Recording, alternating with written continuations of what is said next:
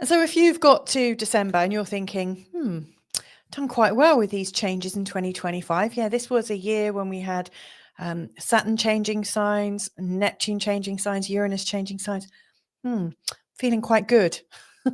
Then what I'm going to be sharing over the next hour or so is going to be possibly helpful. It could help you feel, yep, you've done a great job. But it might also give you a sneak preview of what's coming up in 2026. And I think actually that's probably where this is really going. Because I think if you've got this far and you're kind of holding on for dear life, like I just grabbed my desk, there have been moments where I've wondered, like, what's going on? It's just felt quite bewildering at times. There are some huge patterns. We've had Neptune coming to the end of Pisces and going into Aries. We had the same with Saturn. As that happened, it was dissolving all of the dissolving rules. It's really coming to the end of the zodiac. So everything that we had agreed upon, this is what reality looks like, all of a sudden it was dissolving. And we also had Uranus going from Taurus into Gemini, and then back it comes, back into Taurus. And so we've had, these three slow-moving planets move forwards, experience it a little bit, give us a taster, and then they've moved back. And that's, I think, really the crux. If we were to summarize 2025, it is this kind of stepping forwards, a bit like trying mum's clothes on for size, but we're not quite big enough to put them on and wear them with confidence. But that's where 2026 is coming in. We are going to be stepping into those clothes. We are going to fill those clothes. We have to fill those clothes because that's going to become part of our new reality. So what's unique about December, I would say, is that there are some patterns closing out, and they're closing out for the rest of the year. And they're doing it in a particular way that is causing us to act our way into clarity. Usually, and, I don't think I'm alone in suggesting this, I like to think my way into action. So, I think things through. I sit down, I might write a list, I might do a recording, because actually when I record, that's how I get my clarity as well, actually. So I might kind of think and try and be clever and try and work out, what my next step might be. But I'm doing it from a thinking first perspective. But right now we are called to act, to go into behavior, to follow what's going on in our body. And from that, we'll get clearer. And yeah, that's what I'm going to be explaining. So really, if anything, I see that as we're coming out of the Sagittarius season and going into the Capricorn season, which is officially happening at Winter Solstice, I think on the 21st. So the 21st? The 21st this year. We're going from a fire pattern to an earth pattern. That's potentially a chaos pattern. I think chaos is actually quite a helpful word at the moment, because fire, you can never predict exactly where it's going to go or how furiously it's going to rage. And you don't know when it's just going to slightly stop, move around a little bit more. And so there is a certain amount of chaos with that sort of very strong fire energy that we've got right now with all the planets in Sagittarius. So we're going from a fire to an earth pattern. That's chaos that becomes strategy. And we're also, I think, going from possibility to positioning, and that's where we're going from that mutable scenario that we're in right now. And our nodes are also in the mutable signs. They're in the sign of Pisces, that's the north node, and the south node's in the sign of Virgo. But we're going to be coming into a very cardinal time as we end the month of December. We will have the Sun, Venus, and also Mars in the sign of Capricorn. And by the way, Mars is very active, very, very happy in the sign of Capricorn. So it's like, a very strong Capricorn energy as we're ending this year. It's cardinal. It wants to take action, and it is all about positioning. So hope that's whet your appetite. Let's dive into what's coming up in the month ahead. And so if you're new to this channel, by the way, my name's Louisa. This is Feel Good Astrology. And, at the end of this video, once I've explained all the patterns, I'm going to break it down on a ascendant sign by ascendant sign forecast. So there's going to be a little bit of Aries. I'll do a little bit of Taurus and work with it that way. but not just yet, because I need to break down the patterns first. So for December 2025, now I recognize that I'm recording this actually on the 4th of December, on the day of the full moon. And one of the reasons for this is, well, things have just got a bit busy. And then on the 1st of December, my computer, my beast, my computer that has kept me going for years and years and years, it just broke down. I had to have one custom made for me. So I'm back and catching up with what I missed out on for a couple of days. So it's a bit later than I was hoping, but hopefully it's still going to arrive just in time for you to get a better grip on December. So like I said, it's act first, think later, acting your way into clarity. And one of the reasons for this is Mars is the lead planet. So you can see it down here. You can. Mars is leading the way. See, the planets are all moving around this way unless they're going retrograde. And when they're retrograde, they're going this way, they're going clockwise. But when they're appearing to go anti-clockwise on our charting system, they're going forwards. And so Mars is in the lead. He's at 19 degrees in the sign of Sagittarius, followed by the Sun at 9 degrees as we're going into December, and then Venus at 0 degrees. And then Mercury is still in the sign of Scorpio. Now, what this means is we've got a whole series of different patterns and scenarios that are interacting with these 4 personal planets. And so Mars is going to go into each of these patterns first, followed by the Sun, followed by Venus, and finally followed by Mercury that comes into the reasoning. And maybe there is a reason why we have to think later, why we're not thinking our way into action. Because actually, if we think our way into action, especially when Mercury goes into the sign of Sagittarius, it goes round and round and round in circles. So it is important that we take action first. And so, yeah, Mars is leading the way. We're taking action. We're confident. We're strong. We're rash, quite brave. Then the Sun's going to come in. And so we feel good about the decisions we're making. And we're very visible for our decision. And we're kind of shining out. We're radiating out. Because, when you act first, you're feeling it in your body. And of course, once you're feeling it in your body, we're radiating that out via the sun function that allows us to, I think, really show what's happening in our persona. And then it's going into the sort of Venus territory. Venus is picking up the baton, and it's all about how we're relating what we're learning, not just to ourselves, but to other people, other people in our life. We're also thinking about how we can reconnect to each other. And then finally, Mercury, maybe right at the end of the process, when Mercury comes in, we're rethinking and processing information. I realize information is so funny. I've got Mercury in Sagittarius in my birth chart, and I've written it as infomraton.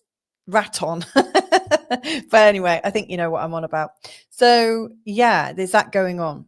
We've also got the Gemini full moon tonight. I've actually done a separate video about the Gemini full moon because it's super cosmic.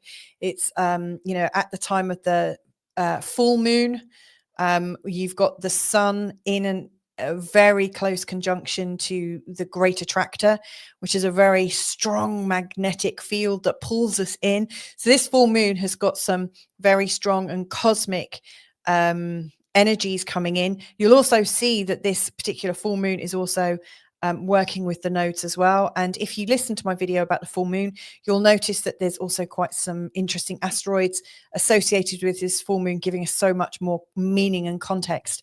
But it's pretty cosmic, and it's opening up the doors, I would say, before the Sagittarius New Moon that is coming in later on. And that is going to be in a conjunction with the galactic center. So yeah, this Gemini one is coming into clarity. It's intellectual, it's lightning fast, where we might be stressed to decide on something, because full moons, things can get a bit whipped up into a bit of a frenzy. And then when we're coming to the Sagittarius New Moon, right at the end of Sagittarius at 28 degrees, we're talking about wisdom gained, faith, belief, and rulings and judgment. There's a lot of that going on. And it's also in a conjunction with the galactic center, which is allegedly the center of our galaxy. I love the fact that galactic, it's got the lack in it. It's that, and by lack, I don't mean like a lack of things. I'm talking about the milk, the flowing milk, you know, the mother's milk, you know, the energy that allows us to live, you know. So that galactic center, it's like the juiciness of life. That's how I see it anyway. And there's some big themes on migration, travel, community versus the world. You know, Gemini is very much about the local community and the narrative that that community has. Whereas, you know, the Sagittarius energy is about the world, you know, the migration, the travel, the movement. Yeah, actually, they're both movers. They're both quite well traveled, you know, and if you were to look at them both from a position of traveling, the Gemini energy is short weekend breaks and lots of little micro holidays, whereas the Sagittarius travel is to live abroad for months or years. It's interesting. I've got four planets in Sagittarius and my nodes in Sagittarius, and I've lived in five countries, and I've had so few holidays. I have had hardly any holidays because I live in places where I feel like I'm on holidays. That's a real Sagittarius thing, by the way. So yeah, very, very big stuff coming up. Now, the patterns that we're seeing. So the first one is this nodal square. Now, the nodal square with Mars actually started on the 24th of November. And, you know, by the 1st of December, you can still see that Mars is still playing into this. And so what you see is Mars is in a square to the North Node and also the South Node. Now, if the North Node is letting us know where we're stepping forwards into and what we're challenged by, right now, actually, as of today's date, the North Node is in a conjunction with asteroid Hercules. So, you know, your future might really have this Herculean effort that you've got to go to be able to make things work. You know, what are you learning right now? And does it feel immense? Does it feel really big? Because that's how the astrology is looking, for sure.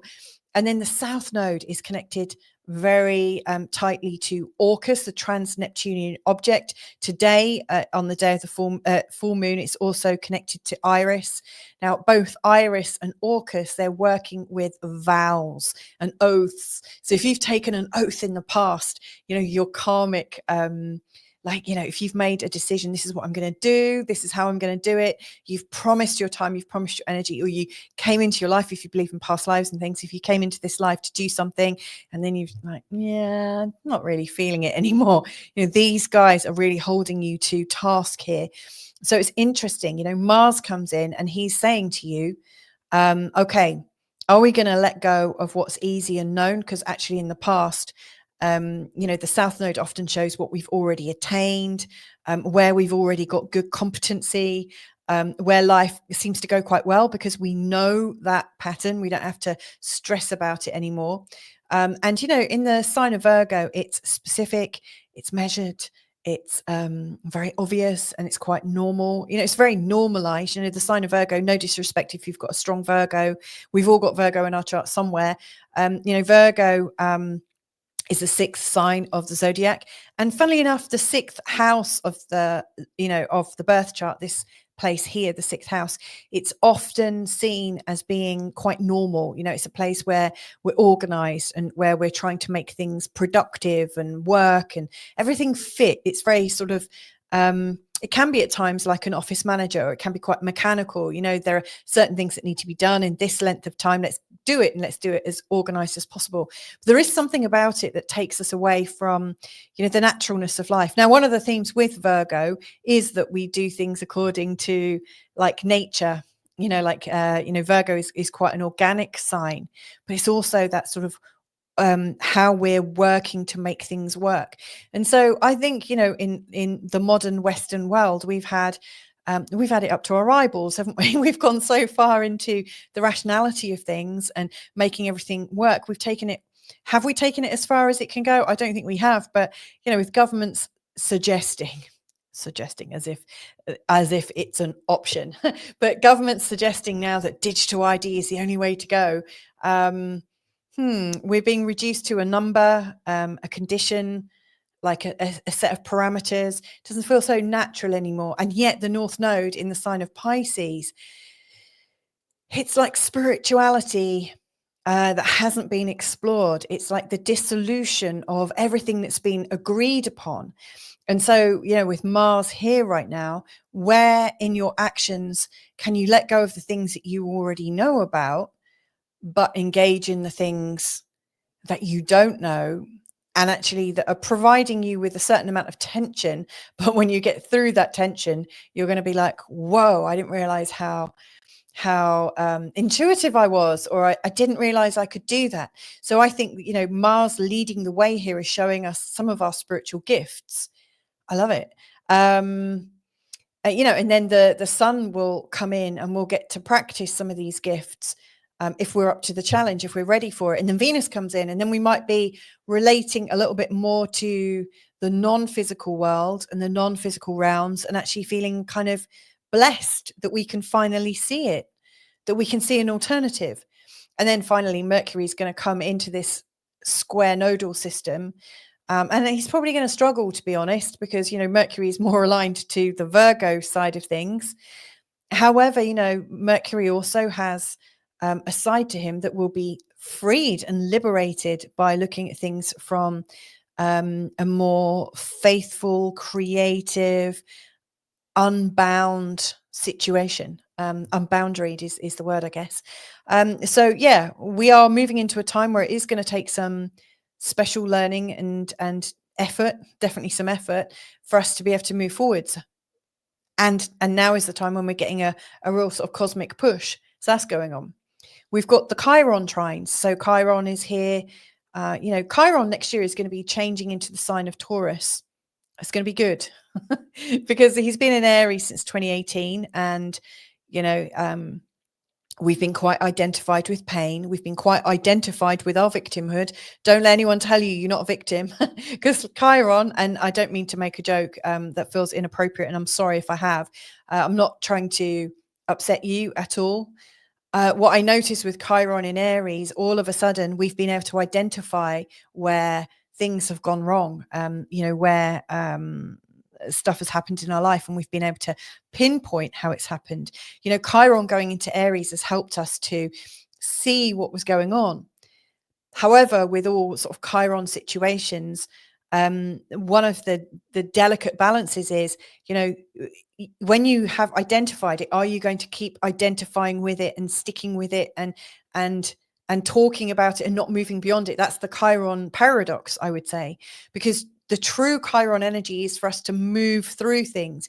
We are machines, like organic machines, obviously, but we process things. We breathe air, it comes out differently. We drink water, it comes out the other end. We eat, everything that comes into our body gets transformed. And yet lots of us don't transform our thinking when we realize that something's happened. And so when we realize that we have been hurt, or we have hurt ourselves, or we have not stood up for ourselves because we didn't know how to, or we've not honored things when they've occurred, how can we process that? And this is what Chiron is here to let us do. And so Mars is coming in first of all. That's happening exactly on the 5th. That's tomorrow. So Mars is coming into that exact Chiron trine, really showing us that we have to go there in our body first. We have to heal in our body. If we're trying to heal our mind, if we're trying to get to that thought that suddenly heals it, it's not going to work that way around this month. It might not actually work that way around anyway, who knows? And we're all different. But if we can feel and notice what's going on in our bodies, and notice where things feel tight or uncomfortable, or if you notice a color or a sensation, or like, what are you noticing about your body, and what is the feeling there? If you're working from that feeling, Chiron will help you release it. So it might be you become conscious of a knot in your stomach, and you sit with it, and you allow yourself to release it, with your conscious energy, but not thinking about it. You're focusing on the physical, you're taking action in the physical. So that's happening first. And then, the sun will later come into a trine with this on the 14th, Venus on the 18th, and then Mercury finally on the 28th. So we're going to be going through healing, a good few times, 4 times, in fact. So that's the next pattern, the Chiron trines.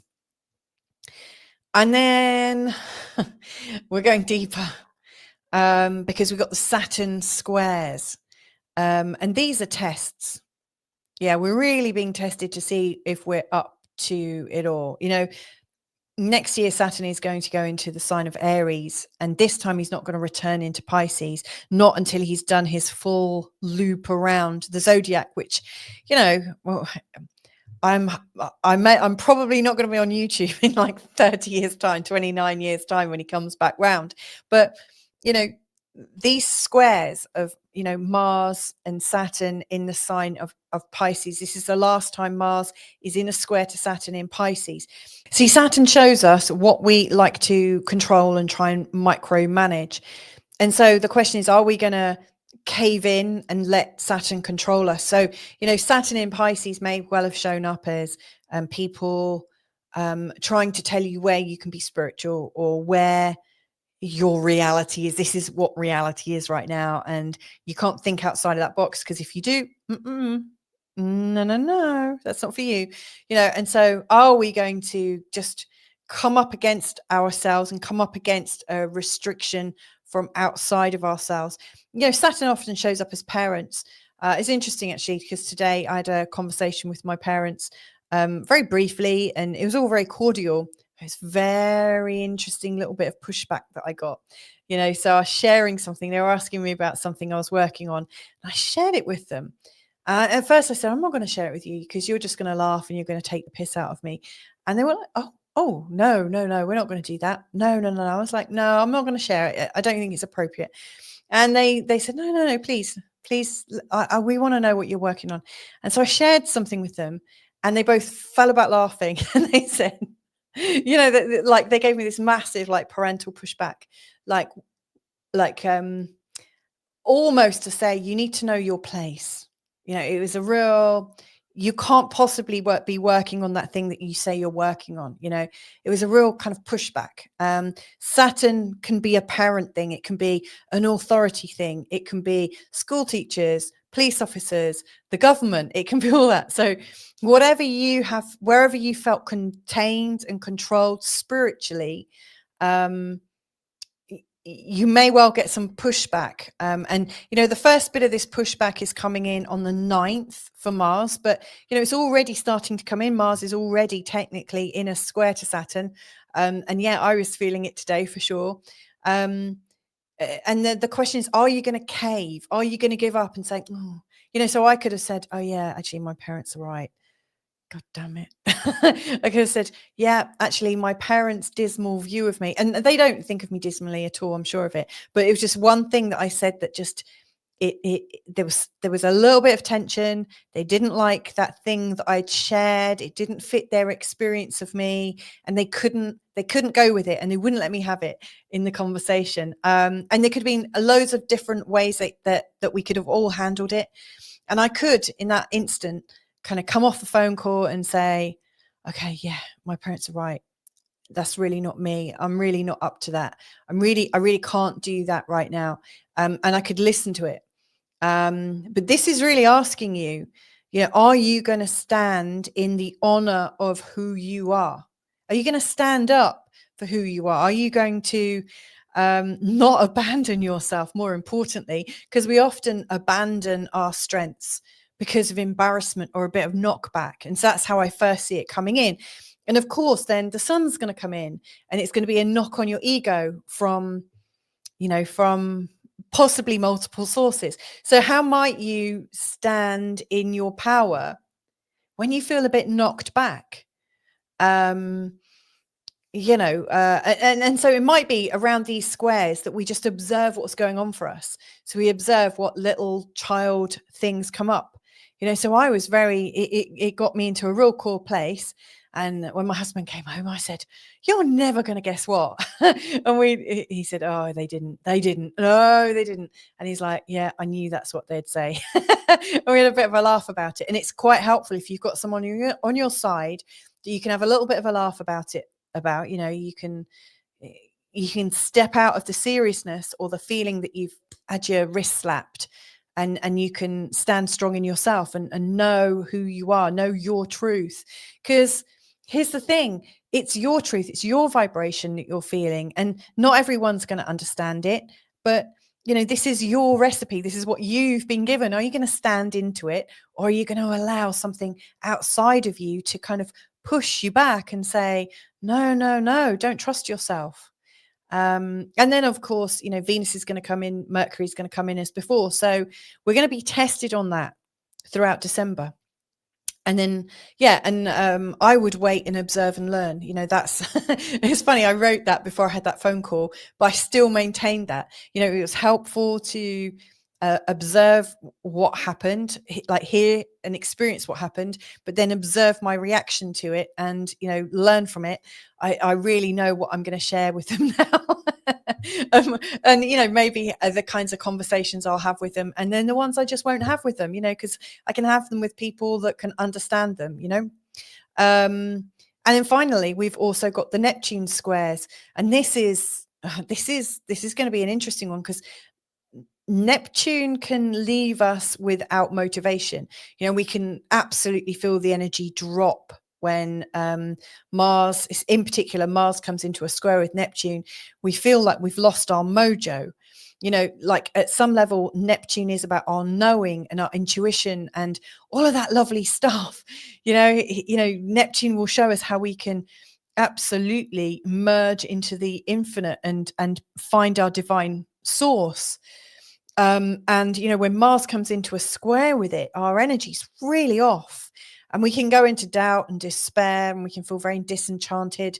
It's a great time to rest, but it's really important that we keep the faith and we don't let ourselves drop completely. It's temporary. We have to understand that Neptune, those aspects from Neptune are strong. They're strongly felt, especially if you've got Neptune. I've got Neptune in a square to my Sun and my Mercury.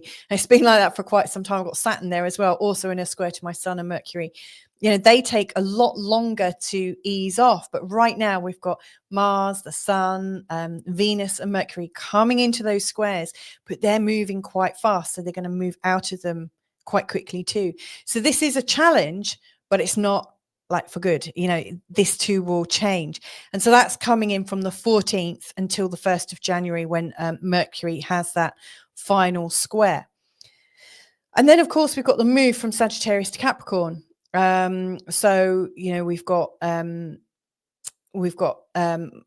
Mars, the Sun and Venus in Sagittarius at the start. We've got Mercury coming into the sign of Sagittarius. I'm just looking on my notes on the 11th of December.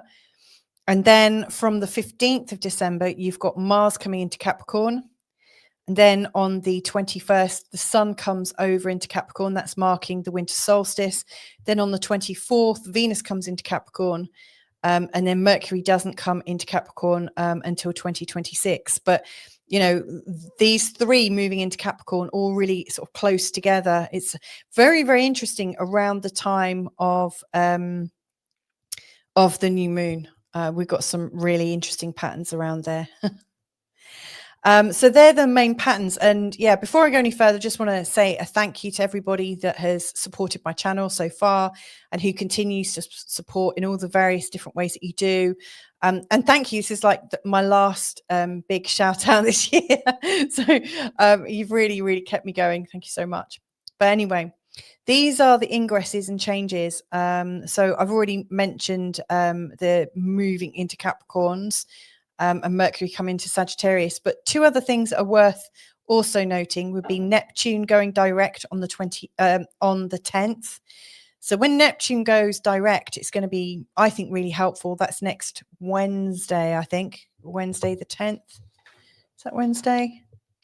Yeah, Wednesday the 10th, Neptune goes direct. Now, this is actually happening on quite an interesting day, because on the day Neptune goes direct, it's also the day when Uranus and Mercury are exactly in an opposition. It's the last Uranus opposition of the year as well. And so that's a very, very special day. But Neptune going direct at 29 degrees in the Pisces, that's the last degree of the whole zodiac. The zodiac starts at 0 Aries.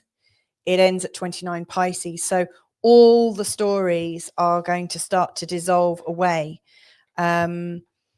You know, so we might find that there's confusion that's surging around this time. The rules are dissolving, old narratives out the window. You might find that people are sort of collapsing under emotional, spiritual overwhelm. I think there's a lot of change. And so the more you can do to keep calm and just recognize that things are going to start shifting. I mean, Neptune has been in, you know, like Neptune has got a really, really long cycle. Like I think it's 100 and off the top of my head, it's 148 years. Let me just double check that one sec.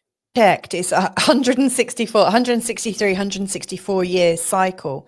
And so, you know, it was in, let me just double check, 1861 that Neptune like went into Aries. He went into Aries this year briefly, but the last time that Neptune fully went into Aries was 1861. So it's a heck of a long time ago. And so what's happening now, coming to the final end of this whole rotation, is significant. And so you might ask yourself, well, what narratives have we held?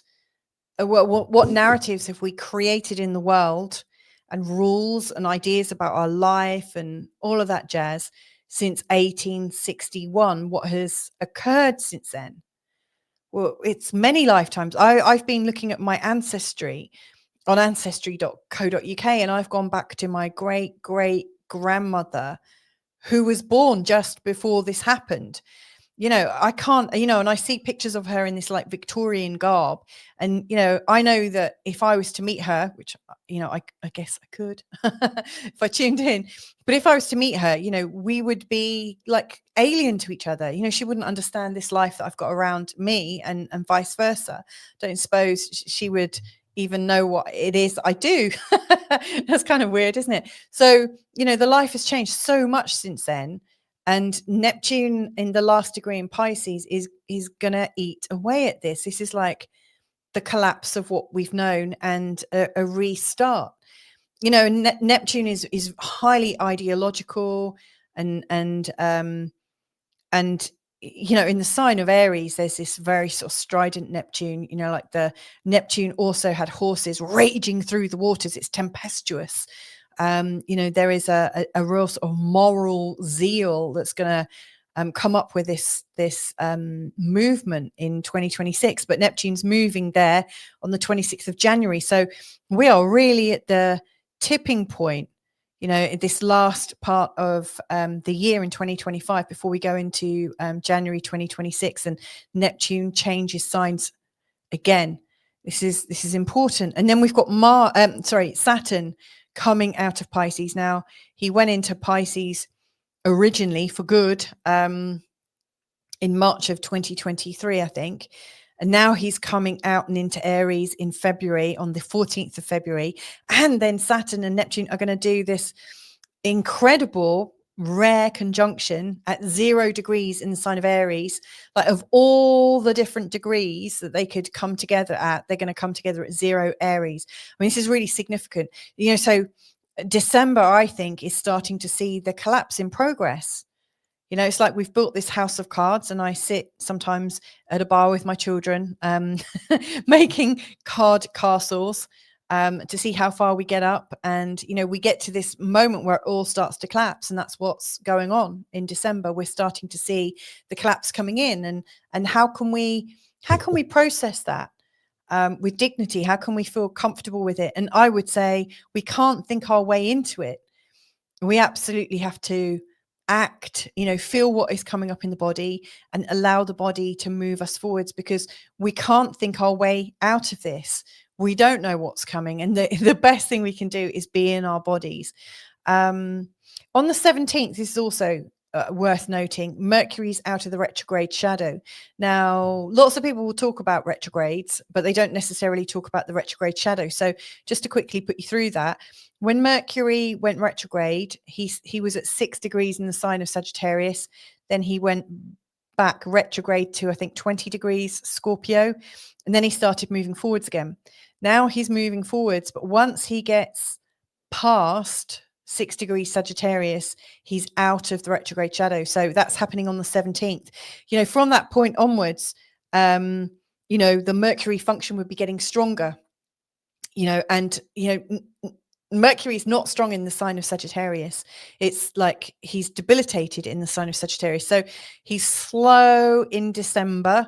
He's in his shadow for a lot of December. And he's also not at his full strength. He's not in a good sign. So that's another reason why it's really important to feel your way through, like act in your body. And allow your body to do a lot of the processing for you, and everything else will come behind. There's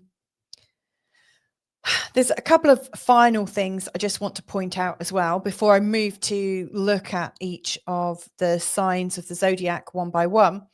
And that is, we're moving away from the grand water trine. So we've had this grand water trine on and off. It's been going on all of autumn. And, you know, in the same way as before, we had, you know, Mars come into this corner point. We also had the sun. We also had Venus. We actually did have Mercury in this corner before the rest, I think. And then he went, or maybe just after Mars. And then he went retrograde and kind of lagged behind. But from the 7th, you know, Mercury is going to be moving beyond this water trine, and this water trine is going to start to dissolve. But one thing I wanted to just point out, Lilith, now I don't always have Lilith in these forecasts, but Lilith is remaining behind. You know, Lilith is making this third point of this equilateral triangle. So, you know, when we think about Saturn is all about like stability, creating shape and form, and formats to fit into, and rules and regulations. I mean, Saturn's not a bad egg. He's not much fun to experience necessarily, but he does help things come into order and come into reason. And you know, he's also the energy of parenting as well. You know, there can be a fatherly or motherly energy surrounding that kind of, you know,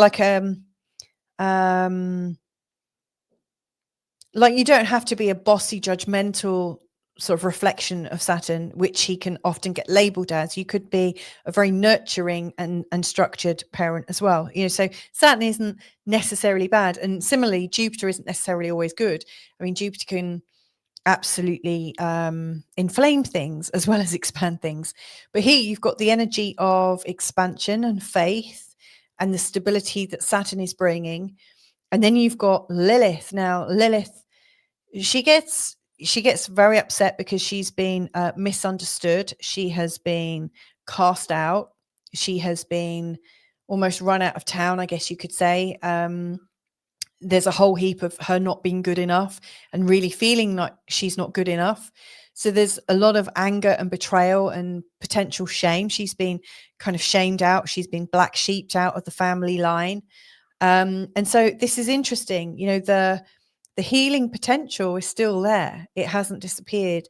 And Lilith, you know, she is, I think, you know, we can release some of this anger and betrayal, or anywhere where we felt embarrassed to be ourselves, like and I know I've heard this. In fact, this was one of the things I heard earlier in the conversation that I mentioned earlier, you know, oh, you are too much. So anywhere where you've got, you're too much for this world, or you are too much for us, or you're too much at work, or you're too much in your family, that too muchness of you is going to get a fair hearing. You know, this is a time when you can honor with some great tenderness that too muchness of you, and realize that everything that comes alive, you know, I love gardening, and when I see like little seedlings come up, they have to come up with that too muchness, because if they don't have that too muchness, they're not going to have like great big roots to be able to come up as bravely and as courageously as they do. And so that too muchness is part of what you are. It's your intrinsic recipe to being here. What I see here with Saturn and Neptune and also Jupiter is that we are supported. There are the mechanisms right now that we can release this and actually feel quite calm about it, and feel like maybe we don't have to play that too much game anymore. We can just be ourselves.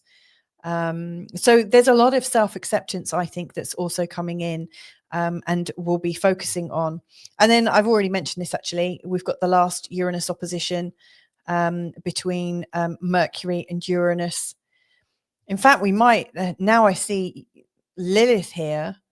I'm wondering when that Lilith and Uranus opposition comes in, because that's going to be a firecracker. So anyway, they're the main patterns that I'm seeing coming up in December. You know, there's a lot there. And like I say, that's why I'm saying I think we're acting our way into clarity. We're not thinking our way into action. There's a real sort of subtle but very important difference there. So what I'm going to do now is I'm going to go through each sign of the zodiac and give you a few tips on how this might be manifesting in your life, you know, how you might use this, and also how might you use this to, you know, to prepare you for 2026. These are ascendant forecasts. And so whatever you see in your first house, when you look at your charts, and I'm guessing you have done, if you haven't, I really recommend that you go to something like astro.com or astro-seek.com, pop in your details, your time, your place, your date of birth, and your place of birth. And then it will let you know what your ascendant is. And that's the forecast you want to listen to. So anyway, thanks for listening so far. Catch you in the forecast real soon. So Aries, in terms of December 2025, here's what I really see going on for you. So you can see here, this is like a pictogram of what's happening. And the full moon in Gemini is really where I see everything really starting. You know, we've got the full moon in Gemini here opposite the sun, and we've got the south node and north node, and there's this grand square. Now, I think this is really starting something that's encouraging you to recognize where your feelings about the about community and your feelings about narrative are really taking sort of prominence.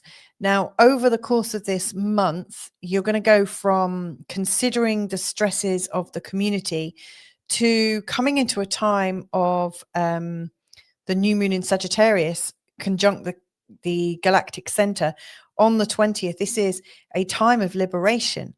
And so one of the themes that is really coming up for you is, you know, freeing yourself from the contrast within the community so that you can feel free as a bird, really independent in your belief systems, and you know exactly what you need to do. This is connecting you into the consciousness at the end of the month.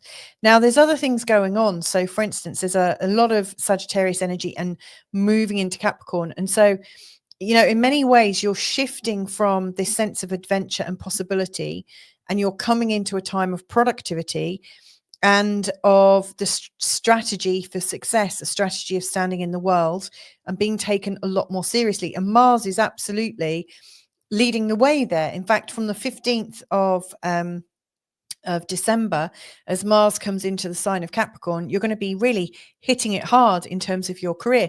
So I actually think that, you know, mid-December, you're really starting to come into your own. And I don't know if you feel like this around this time of year, you know, late December time, you start to get into that career state of mind. But it takes Mars a couple of years to come back around to a particular place. So this is actually highlighting part of your 2-year journey.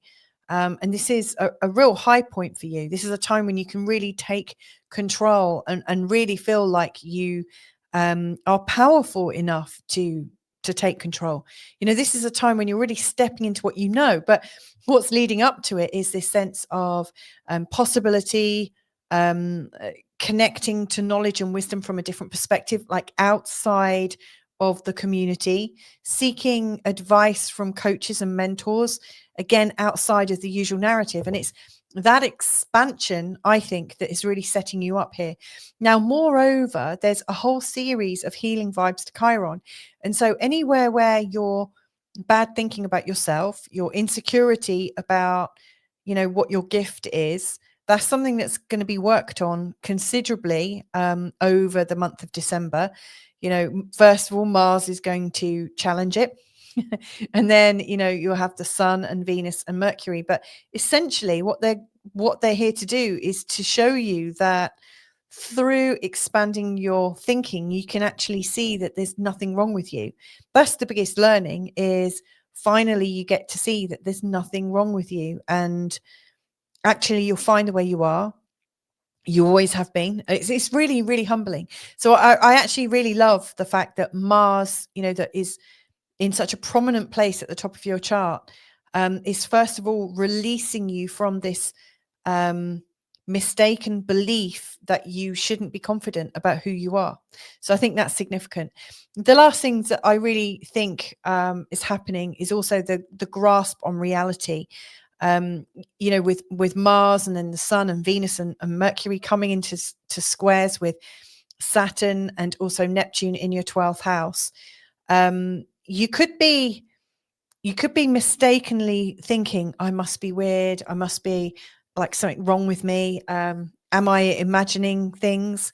You know, you could be going into a series of doubt, you know, this sense of there is impending change, this sense of everything is about to switch.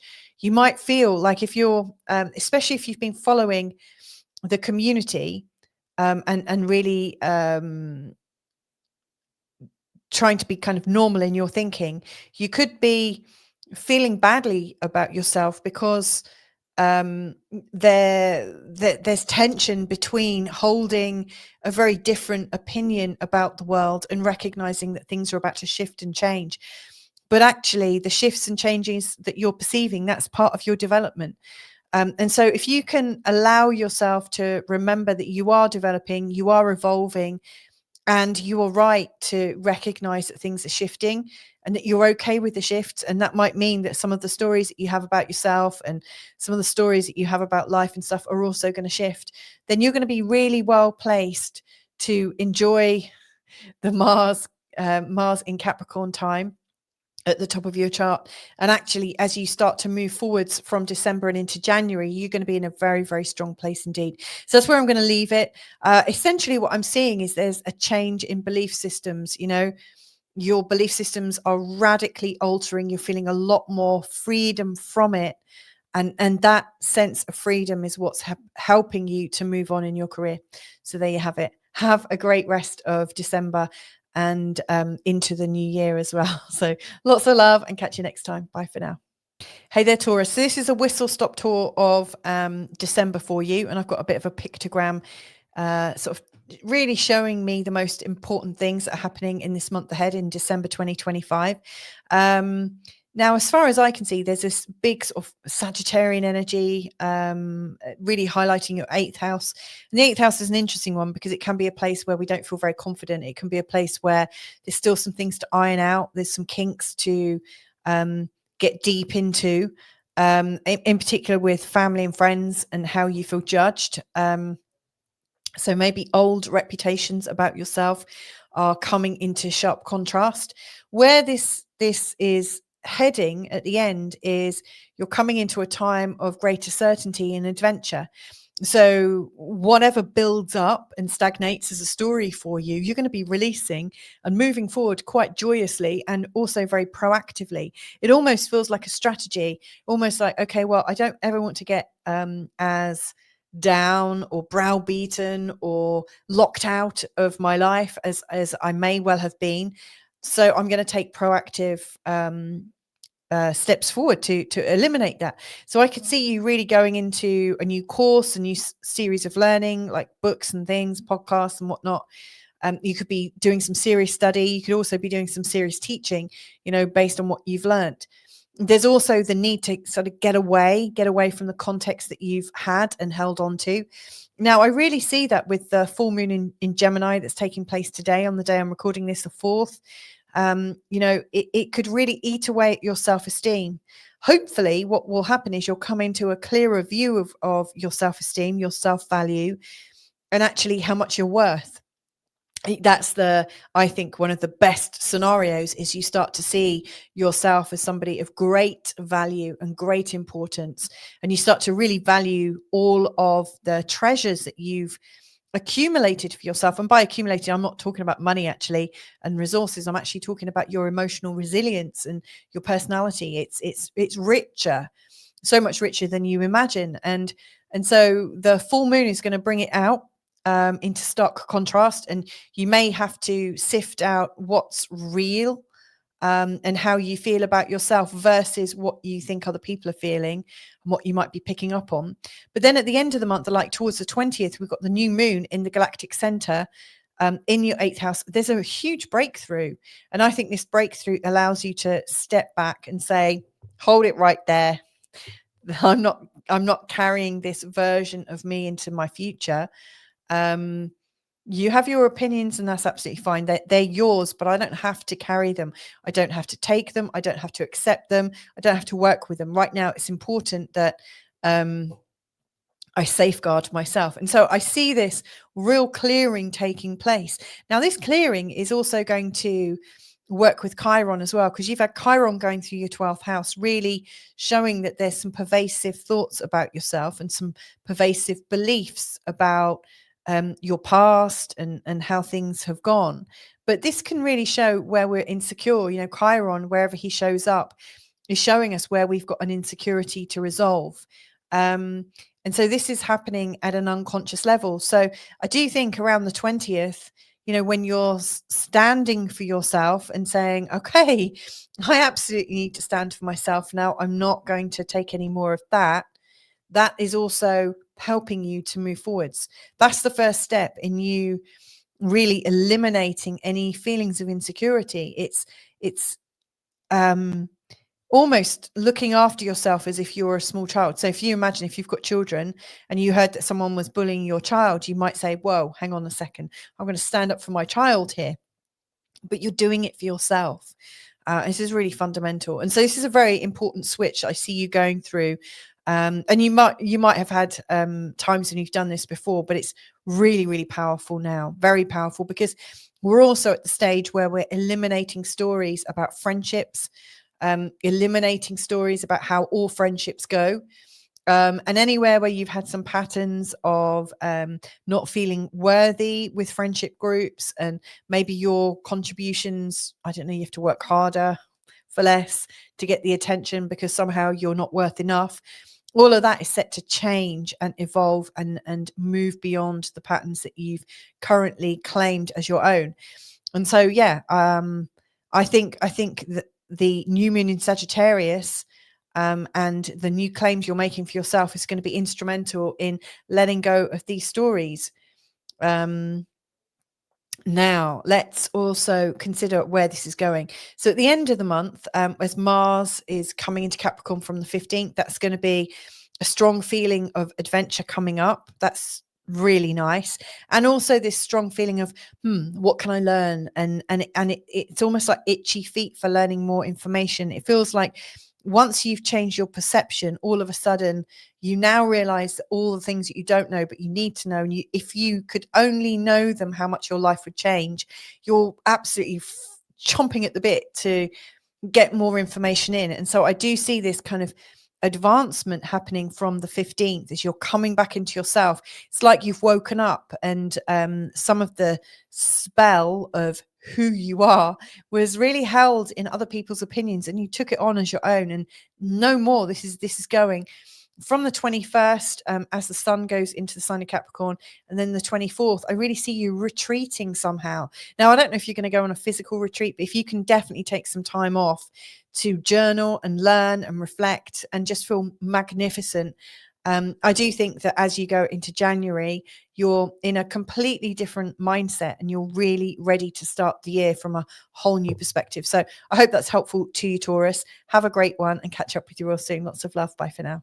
So Gemini, let's have a look at what's striking me about December for you and how you can prepare for January 2026. So throughout December, there's a lot of energy going on in your 7th house, and then it's moving into your 8th. And, you know, as the energy moves into the 8th house, that's when things start to go into the sign of Capricorn. It's marking a change, and it's marking a change with seriousness. It's marking a change with intent and positioning, you know, so you're coming out of this woo-woo stage where things could go kind of lots of different ways. You know, this Sagittarius energy in the 7th is great in terms of your relationship. Now, on the day of the full moon, the full moon is taking place in your 1st house. So you're likely to have quite strong energy around that time. You know, in the 1st house, we tend to feel our emotions so much more when the moon is going through them, let alone a full moon. And so this is likely to be quite big. And the sun and the galactic, the great attractor are in your 7th house. Plus a load of other planets.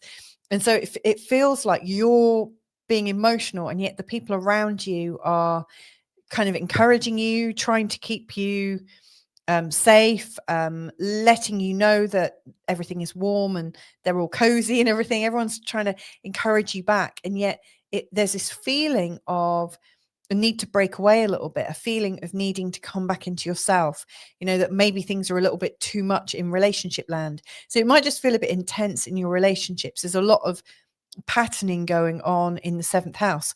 Now, if we also take to task the nodes, you got the south node here in the 4th house and the north node up here in the 10th house. And I think this might be where some of this is coming from. You know, in the 10th house, the north node is really pointing to, for you to develop yourself, for you to recognize your own qualities, and, you know, that you have some value to the world and you're here for an actual purpose.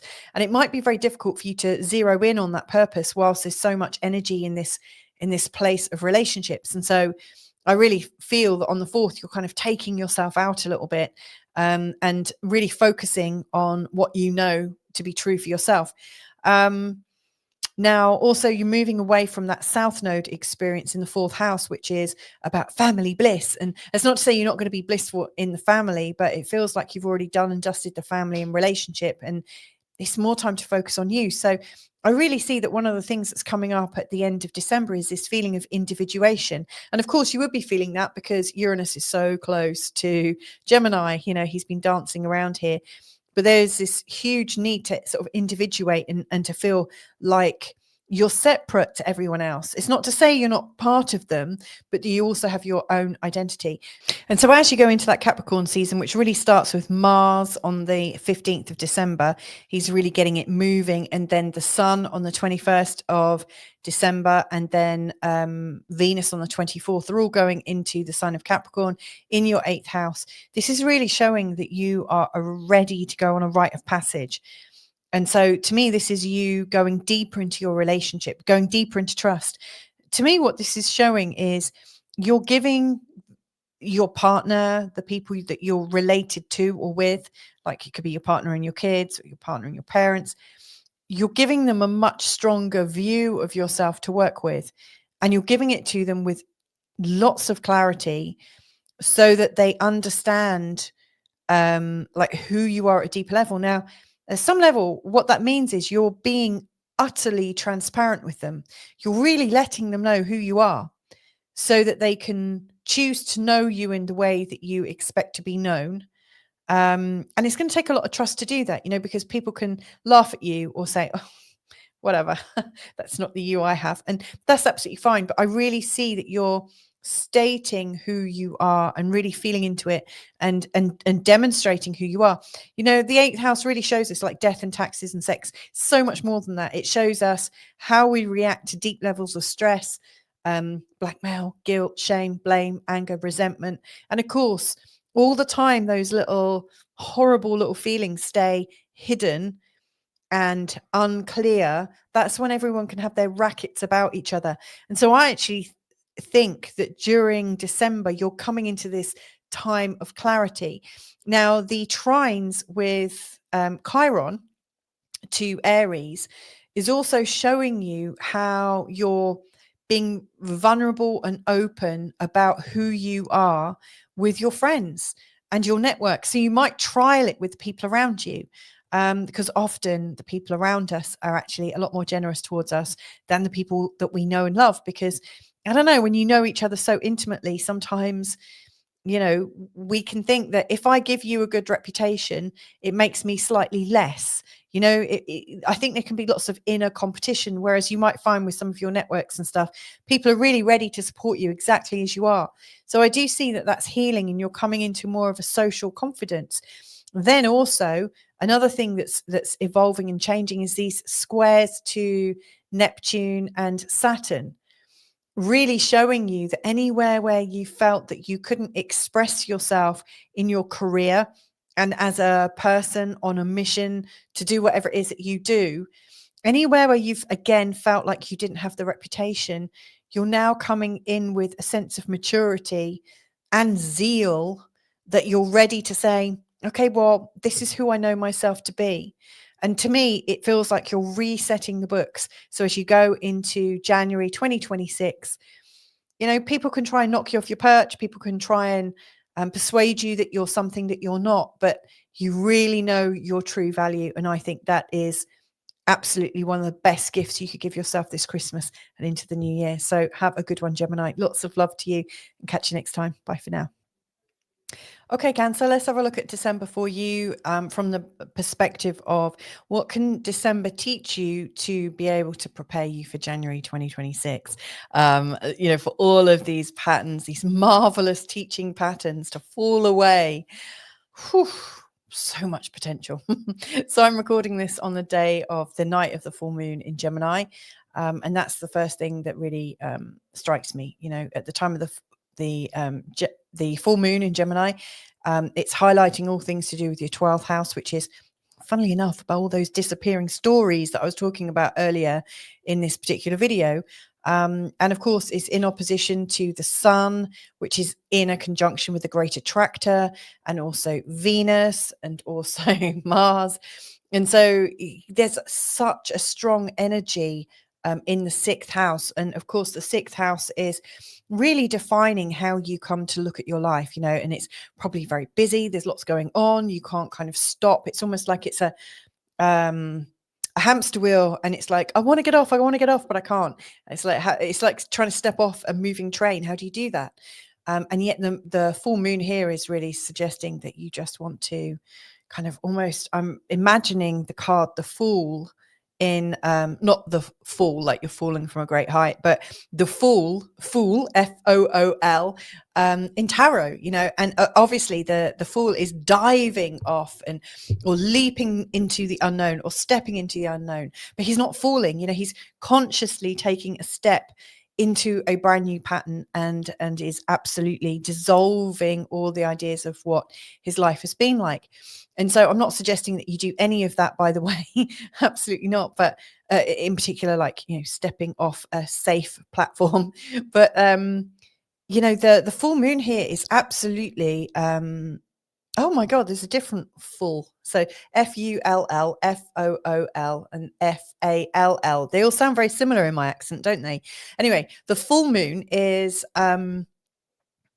encouraging you to kind of get yummy and free with yourself. You know, it's the yearning for something more simple, the yearning for things to not be organized and to not feel pressured into performing in a certain way. And so you're really feeling it. And of course, with the North Node in Pisces in your 9th house, that's also emphasizing the need to learn to be more independent and to kind of dash off into the unknown. And so I really do see that as a strong potential. It's like where things feel very pedestrian, very organized, very orderly. And also the South Node, you know, you're coming from this sense of this is how it always is. Right now, there's this sense of yearning for something much deeper and much more fresh. Now, it's interesting because, you know, we're going to be going from the Sagittarius energy in the 6th house and into the 7th house, which is a real sort of Capricorn energy. And that's really starting to come in from the 15th. Now, when Mars comes into the 15th, comes into Capricorn on the 15th, he's bringing with him a feeling of eroticism and action about relationships. And so you might be feeling a lot more active. You know, if you've got a long-term partner, you might feel that all of a sudden they're like full of beans and really wanting to move you forwards. And so, you know, whether it's you or them that is moving things forwards, to me, it just feels like there's action in your relationships. you know, and then later the sun's going to come in to Capricorn on the 21st, and on the 24th Venus is coming in as well. And it just feels like all of a sudden there's this opportunity to step outside of your reality as you had it. I said had it because I really feel like you're changing your course a little bit here. You're doing a bit of a course correction in December, and actually you realize it's a lot more about your relationships than you ever thought. You know, it's not so much about the day-to-day. Like the day-to-day without the relationships would be hell on earth. You know, this is the feeling that everything I'm doing is working towards my relationship to life, my relationship to others, my relationship to God, my relationship to nature, and so on and so forth. So it's all about the relationships and the quality of those relationships. Now, I can also see there's a healing going on in this month ahead. Again, like anywhere where you decided that you needed to be absolutely busy AF. I don't want to say it and get like a strike on my channel or something, but like anywhere where you've been super busy because you think that's what you've got to do to be able to make it in the world, that's the thing you're healing from. And you know, my suggestion here is that that's come from probably stressed out parents or high achieving parents or parents that want you to achieve more than they've achieved. And so, you know, there's that sort of cloning, you must do it like this kind of energy, because this is the way that works. But that's old style. You know, you don't have to work and not get the time to review, to enjoy, to recognize your patterns, recognize which ones are working, recognize which ones aren't working. Right now you need to slow down. And so there's a healing coming on here because Chiron in the 10th house is presupposing that there is an insecurity about your career and your performance. And you know, once you come into the notion that actually all of this, you know, how you've had your life is presupposed on busyness, action, results, measurements, blah blah blah. And of course, you're a sensitive Cancerian ascendant. You know, you're not meant to be put through metrics and measurements. You're meant to, like, your sensitivity is one of your skill sets. Sensitivity, I think, should be honored, not measured. And so there is a feeling of healing that you can start to see the gifts that you bring a workplace or the gifts that you bring the world aren't there to be micromanaged. You know, they stand in their own light, they stand in their own power. And that's what I'm seeing coming up for you right now. There is this lovely healing. You know, Mars comes in first, and the sun, then Venus, then Mercury finally. So, you know, if you're not wanting to be work, it's time to step off and you know, like the fool just step off with grace. Just recognize, like, life is going to catch me. Yeah, and I recognize as I say that you absolutely have to trust that life is going to do that, because if you like step off expecting life to catch you, but at the same time you're not expecting life to catch you, it's not going to catch you. You know, this is an inner job, a real true inner job. Hence why I was talking about relationship with self, because you know, your partner and partners in your life, you know, they are reflecting you, the size of you can't see. And that's what's really coming up in this Capricorn season. And so, yes, you're releasing some of this insecurity about how you stand in the world. And finally, like the challenging vibes from Saturn and Neptune, they're really, I think, helping you let go of the idea that everything that's foreign and unknown is to be feared. Anywhere where it feels like, oh God, if I know about that, then my life's going to expand, and that expansion is going to take me somewhere dangerous. You know, to expand is going to be a headache, or to ascend, whatever that means. You know, like to feel illuminated by life, it's going to create an unsafety, and you know, all of that thinking is what's being challenged, I would say, you know, towards the end of December. And actually, as you allow that feeling to pass away, you'll start to get really excited about being in the world. And so I actually do think it would be great for you to do a trip, or it would be really great for you to sign up for something that's going to expand you beyond what you feel safe with. Because it's only when you do it and face it that you realize actually it's not that unsafe, you know, to study something new, you know. But it's going to take you outside of your comfort zone, and it might take your partners outside their comfort zone. However, they're reflecting back to you what you can't do in yourself. So if they're reflecting back their own fears, it's because you're fearing your own exaltation, your own expansion. So they're my thoughts for you, Cancer, in December and leading into January. And I really believe that if you can, start to act from that place of like, this is how I'm feeling in my body. I'm not exhausted because I'm not over tiring myself. I'm actually feeling quite refreshed. That's going to bring you into clarity really quickly. So I hope that's helpful for you. Loads and loads and loads of love to you, and catch you next year, if not before. But I'll speak to you soon. Lots of love. Hey there, Leo. Looking at December from the perspective of how can you prepare? How can December teach you things that are going to help you in terms of being ready for January 2026? And how can you enjoy December as well? Now, you'll notice here that there's a lot of energy going from the sign of Sagittarius and into the sign of Capricorn. You can see the dates of when Mars is leading the way going into Capricorn. Followed later by the Sun on the winter solstice, and later by Venus going into Capricorn on the 24th. But what does it all mean to you? Now, I'm recording this on the night of the full moon in Gemini, and you can see that that full moon is showing up in your 11th house, and it's in opposition to a whole slew of planets in the 5th. It really does feel quite crowded. That 5th house energy is really a big energy. Moreover, the Sun is in a conjunction with the great attractor, which is a place of intense magnetism, intense power. And so it feels like at the time of the full moon, there's this energy of potential stress, because there's stress that comes out at the time of the full moon, but that stress to be highly social, that stress to be in your networks and working with people at a high level, and that sort of sense of co-creation, like what are you co-creating with your tribe, versus this very, very strong sense of wanting to create from yourself. Now, obviously, your ruling planet as a Leo ascendant is the Sun.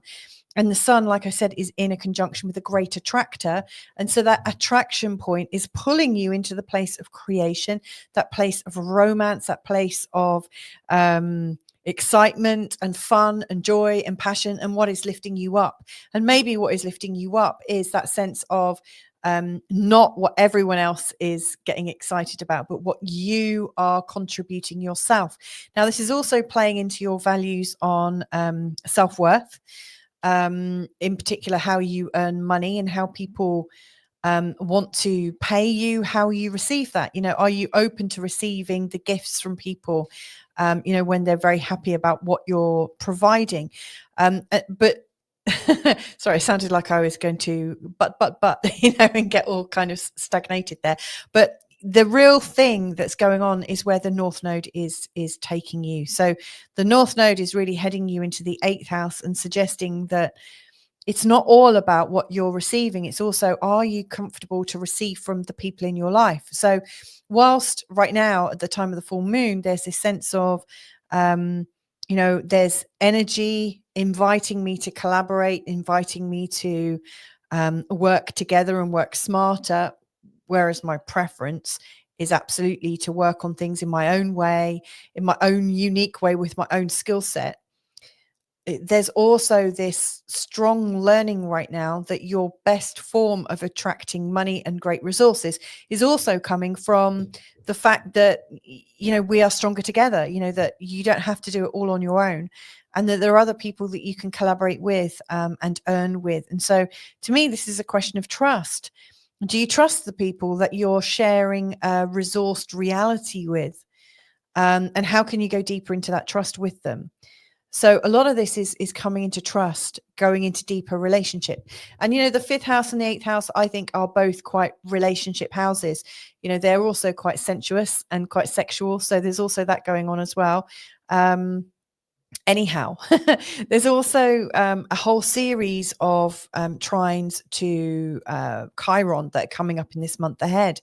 And, Chiron in the ninth house is potentially showing where you've maybe had insecurities about your level of intelligence, like had insecurities about what you're capable of achieving, and places that you can go to. Maybe you feel a little bit insecure about traveling outside of a place that is known, going somewhere where you feel a little bit odd or a little bit different.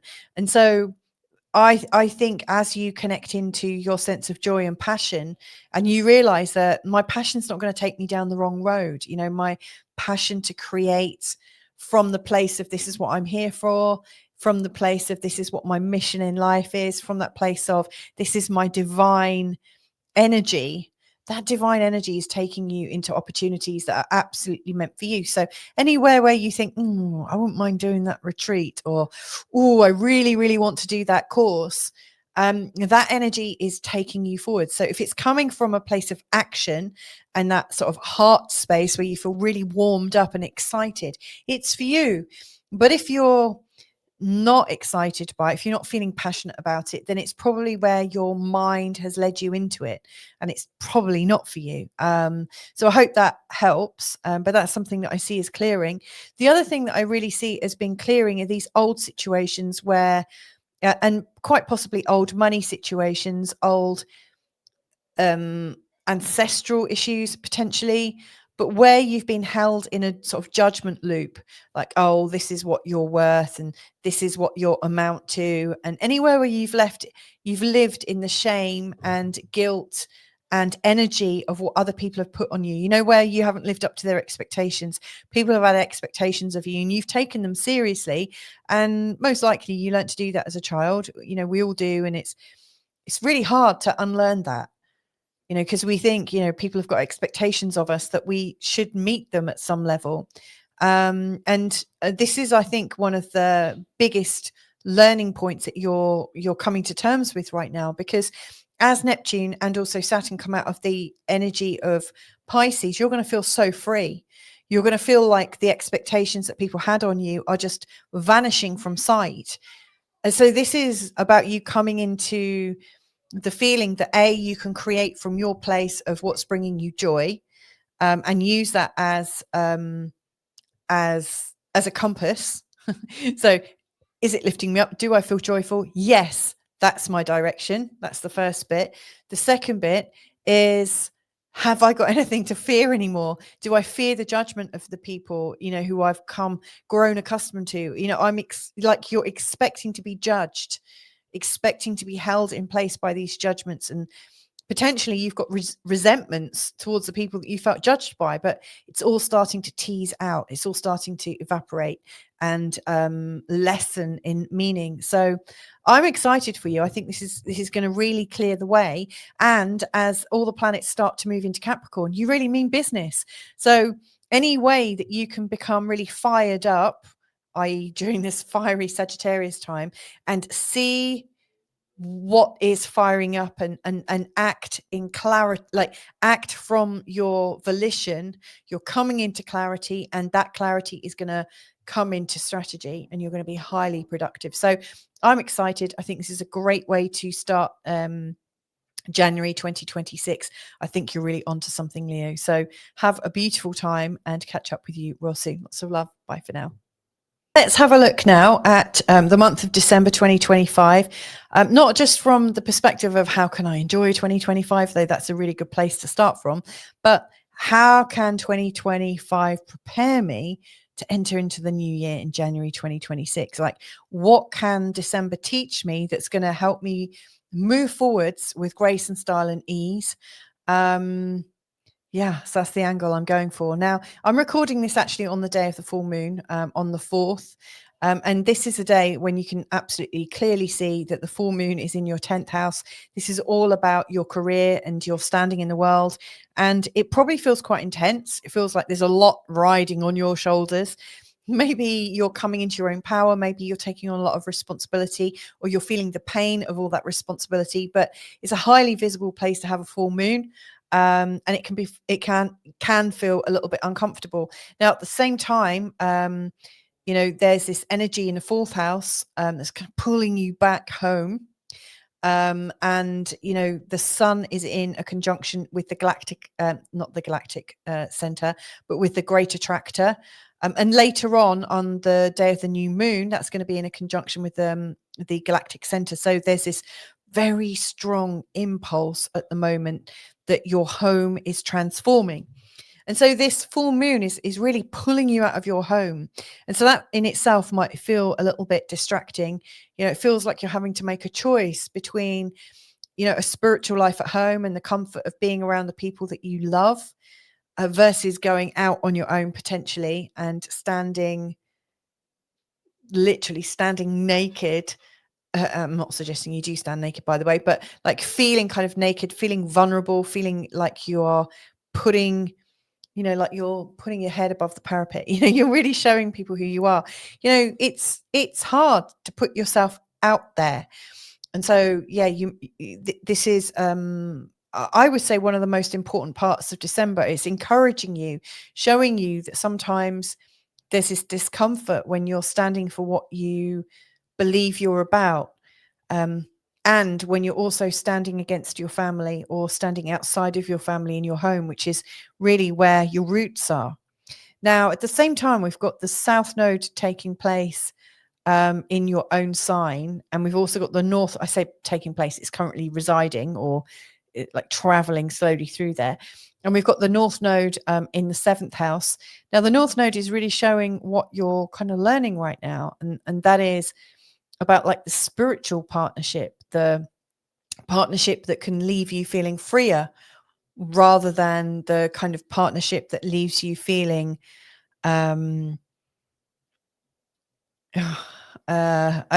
hard to I guess the word I'm struggling to get to, there's a new style of relationship that's coming up. Like the North Node in the 7th house, I think brings up all sorts of ideas of a new, freer kind of philosophy with relationships, one where spirituality is underpinning everything as opposed to responsibility.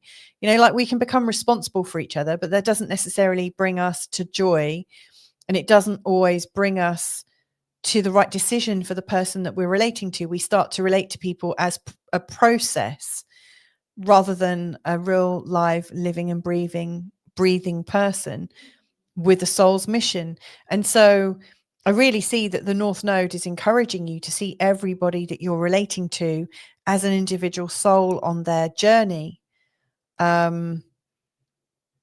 And of course, to me, it feels like you're being pulled in all directions. Now, earlier, when I recorded about the full moon, and there is a separate video about that, which you might find helpful, I was describing this feeling of being stretched out on the racks. And actually, somebody that watched it said, quite fancy that. Like the idea of being pulled out and just really like given a good stretch. But it does feel like you're being pulled in different directions. Like on the one hand, you're really wanting to experience yourself, and you've given some time to yourself. You're feeling quite good that way.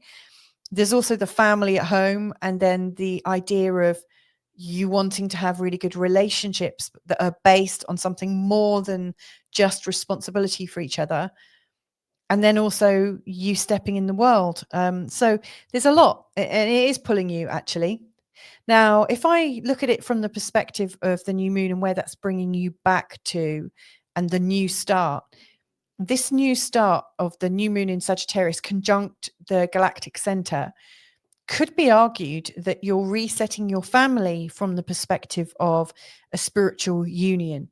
So to me, it feels like you're leaning against an open door come the time of the new moon. So whatever you're trying to work out for your relationships right now are actually fitting in with the idea of the new moon in Sagittarius. It's about opening you up to a more spiritually active relationship with people.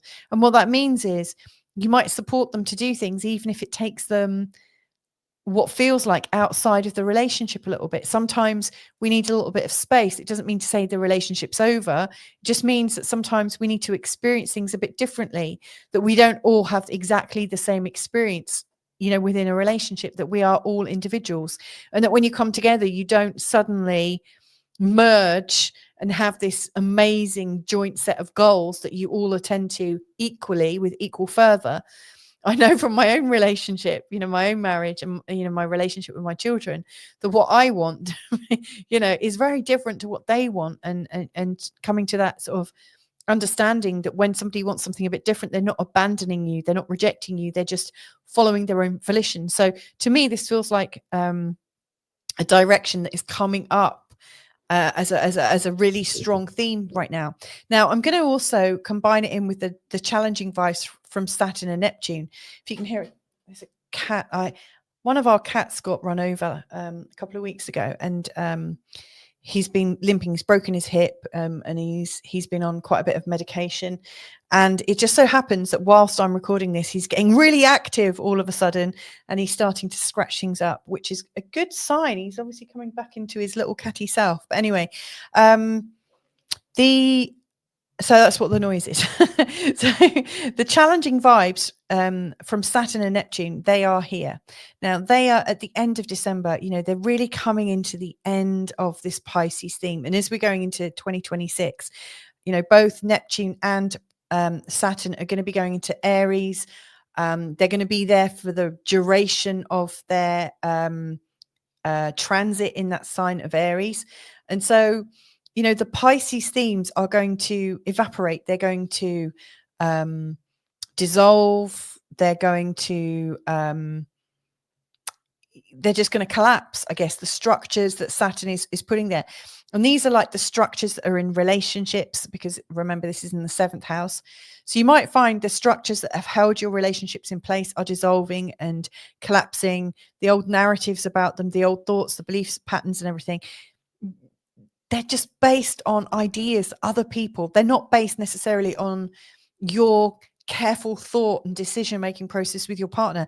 It's been inherited and it's been passed on and on and on and on and on. And so what I really see is going on in December is it's important for you to tune in to what you want in your relationship.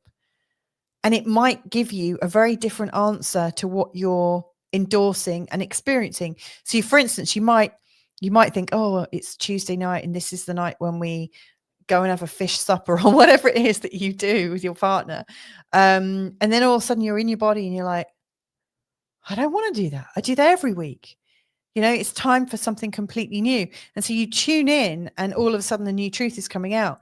Now, I don't think it's as simple as going for a fish supper or not, but the example is you're challenging all of the status quo. And I really see that that's what's going on. And it's probably deeper than what you're eating, but there is a challenge. Now, the chances are this has been something that's been coming up as a continuous theme, probably from 2011 when Neptune came into Pisces anyway, and also definitely since 2023 when Saturn came in here. And so this December is really marking the ending of this period. This is the period where things are starting to change. And it could feel overwhelming, and yet it's also there to bring you a much better, stronger relationship, whereby you have so much more faith in yourself. Speaking of faith in yourself, the healing vibes from Chiron. See, Chiron is currently in your 8th and has been in your 8th for a while. And Chiron brings up insecurities from childhood. And this is also coming to an end. So you've got Mars coming into a trine with him on the 5th. That's tomorrow, as I'm recording this. There's kind of good juju, like good mojo from Mars, Sun, Venus, and Mercury to Chiron in the 8th. To me, what it's suggesting is a lot of the decisions that you've made about your relationships have been based on feelings of not being good enough in your family. So not only have you inherited them from your family or from your community or from whatever is normal, this is what we do, this is how we react, there's also a deeper insecurity represented by Chiron. Chiron has been playing his game in the 8th house, just showing you that there are little aspects of yourself where maybe you feel a bit judged, put upon, feel like you have to do things a certain way because you don't feel good enough to say, that's not going to work for me anymore. And so I see that is releasing. And as that releases, you feel much better to tune into your body, know what you want in your relationship, and then start to express that. So I see this as a beautiful unraveling. And as you come to the end of the year, I really feel like you're ready to take your relationships to a whole new level in 2026. So I didn't think that was where I was going to go with this, Virgo. So I hope that's really helpful for you.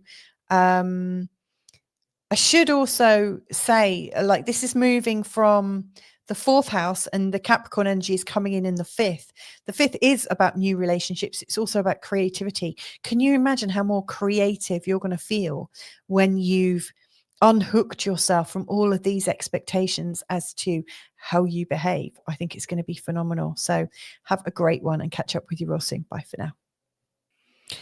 Libra, let's have a look at what's going on in December 2025 and what you can learn from December that's going to help you prepare for January 2026 and the whole new year. Obviously, this has been a year that has brought up a lot of change, in particular stuff going into your seventh house, then retrograding out of your seventh house. So yeah, it's been quite extreme, hasn't it? But this is the final clearing. You know, we are coming to a time where, you know, the energy of Saturn and Neptune has been dancing around your sixth house and then going into your seventh and coming back. It's going to change. It's changing very soon. So what December is offering, I would say, is the wrapping up of this Saturn and Neptune energy. It's really starting to ease off, especially when Neptune goes direct from the 10th of from the 10th of December. Now, the first thing that catches my attention is the position of the full moon, which is in your ninth house, and also the position of the new moon on the 20th in your third house. So there's this very strong, like, third, ninth polarity. And this is really encouraging you to see where you've got stuck in belief systems and stuck in the coziness of belief systems, and also where you're encouraged to venture out. And so most likely on the day that I'm recording this, which is the day of the full moon, you know, the full moon energy is really taking you out of what you're comfortable with. And it really feels like, oh my God, everything around me is quite oppressive. It feels like there's loads going on around me. I need a little bit of a breather. And so, you know, it'd be a time like this, you know, in years gone by, where I'd say, I'm just going out for a fag break when I was a smoker. And it wasn't really always because I wanted a cigarette. It was just because I wanted a bit of space where things felt a little bit too close for comfort. And all of a sudden you're out there and you're like, oh, that's good. There's some space and I can see some things in the fresh air. But yeah, this is that feeling that you have that there's more to life than what I'm surrounded by. And maybe what I'm surrounded by, as lovely as it is actually encroaching and stopping me from seeing things. Now, I should say, like, Venus is also your ruling planet, and right now she's very close to the sun whilst this full moon is taking place, and so she is quite enjoying, at the same time she's really enjoying this third house experience. Venus is very comfortable here, really, you know, because the third house, where all of this Sagittarius energy is, the third house is a place of community. It's a place of getting together and really feeling that sense of belonging, you know, like knowing that these are your people, you know, like that feeling. And so that's really great. But at the time of the full moon, it blows up a little bit, and you might be a bit like, oh, they might be my people, but actually I want to decide for myself. Now, the nodal square that's going on here on the day of the full moon, and this nodal square is playing out as T-squares later on as well, and I talk about that earlier in the video. But we've got the south node in the 12th house and the north node in the 6th house, and so it does feel like you're meant to take some action at the moment. You're meant to get a bit busier. And maybe what you're wanting to get busier with is something spiritual. You know, the North Node in Pisces is quite spiritual. And so you might, like, anywhere where you feel like your life is lacking spiritual conviction, maybe your life is a bit samey, you know, maybe with that feeling of belonging, it's great, but it's also a prison. And that does happen, doesn't it? You know, where we get too comfortable, it just feels, you know, like like if you go into on a winter's day and you go, I mean, I'm relating back to England and I haven't lived there for 8 years, but I remember growing up, sitting by a gas fire, watching telly or something with the family, and it gets so hot and you feel like you can't move and you just feel like completely worn out and drained of all life force. And so you might find that, all of this kind of togetherness energy and same energy is just, where's the spiritual impulse? What's really bonding you together? So I do think you're on this kind of spiritual journey. And again, the full moon in Gemini is really highlighting that. Is there something you need to learn or share, or is there a retreat or an experience you need to go through that allows you to step outside of where that comfort is, to recognize what comfort in your own body, comfort in your own soul feels like? Because to me, it's a question of comfort,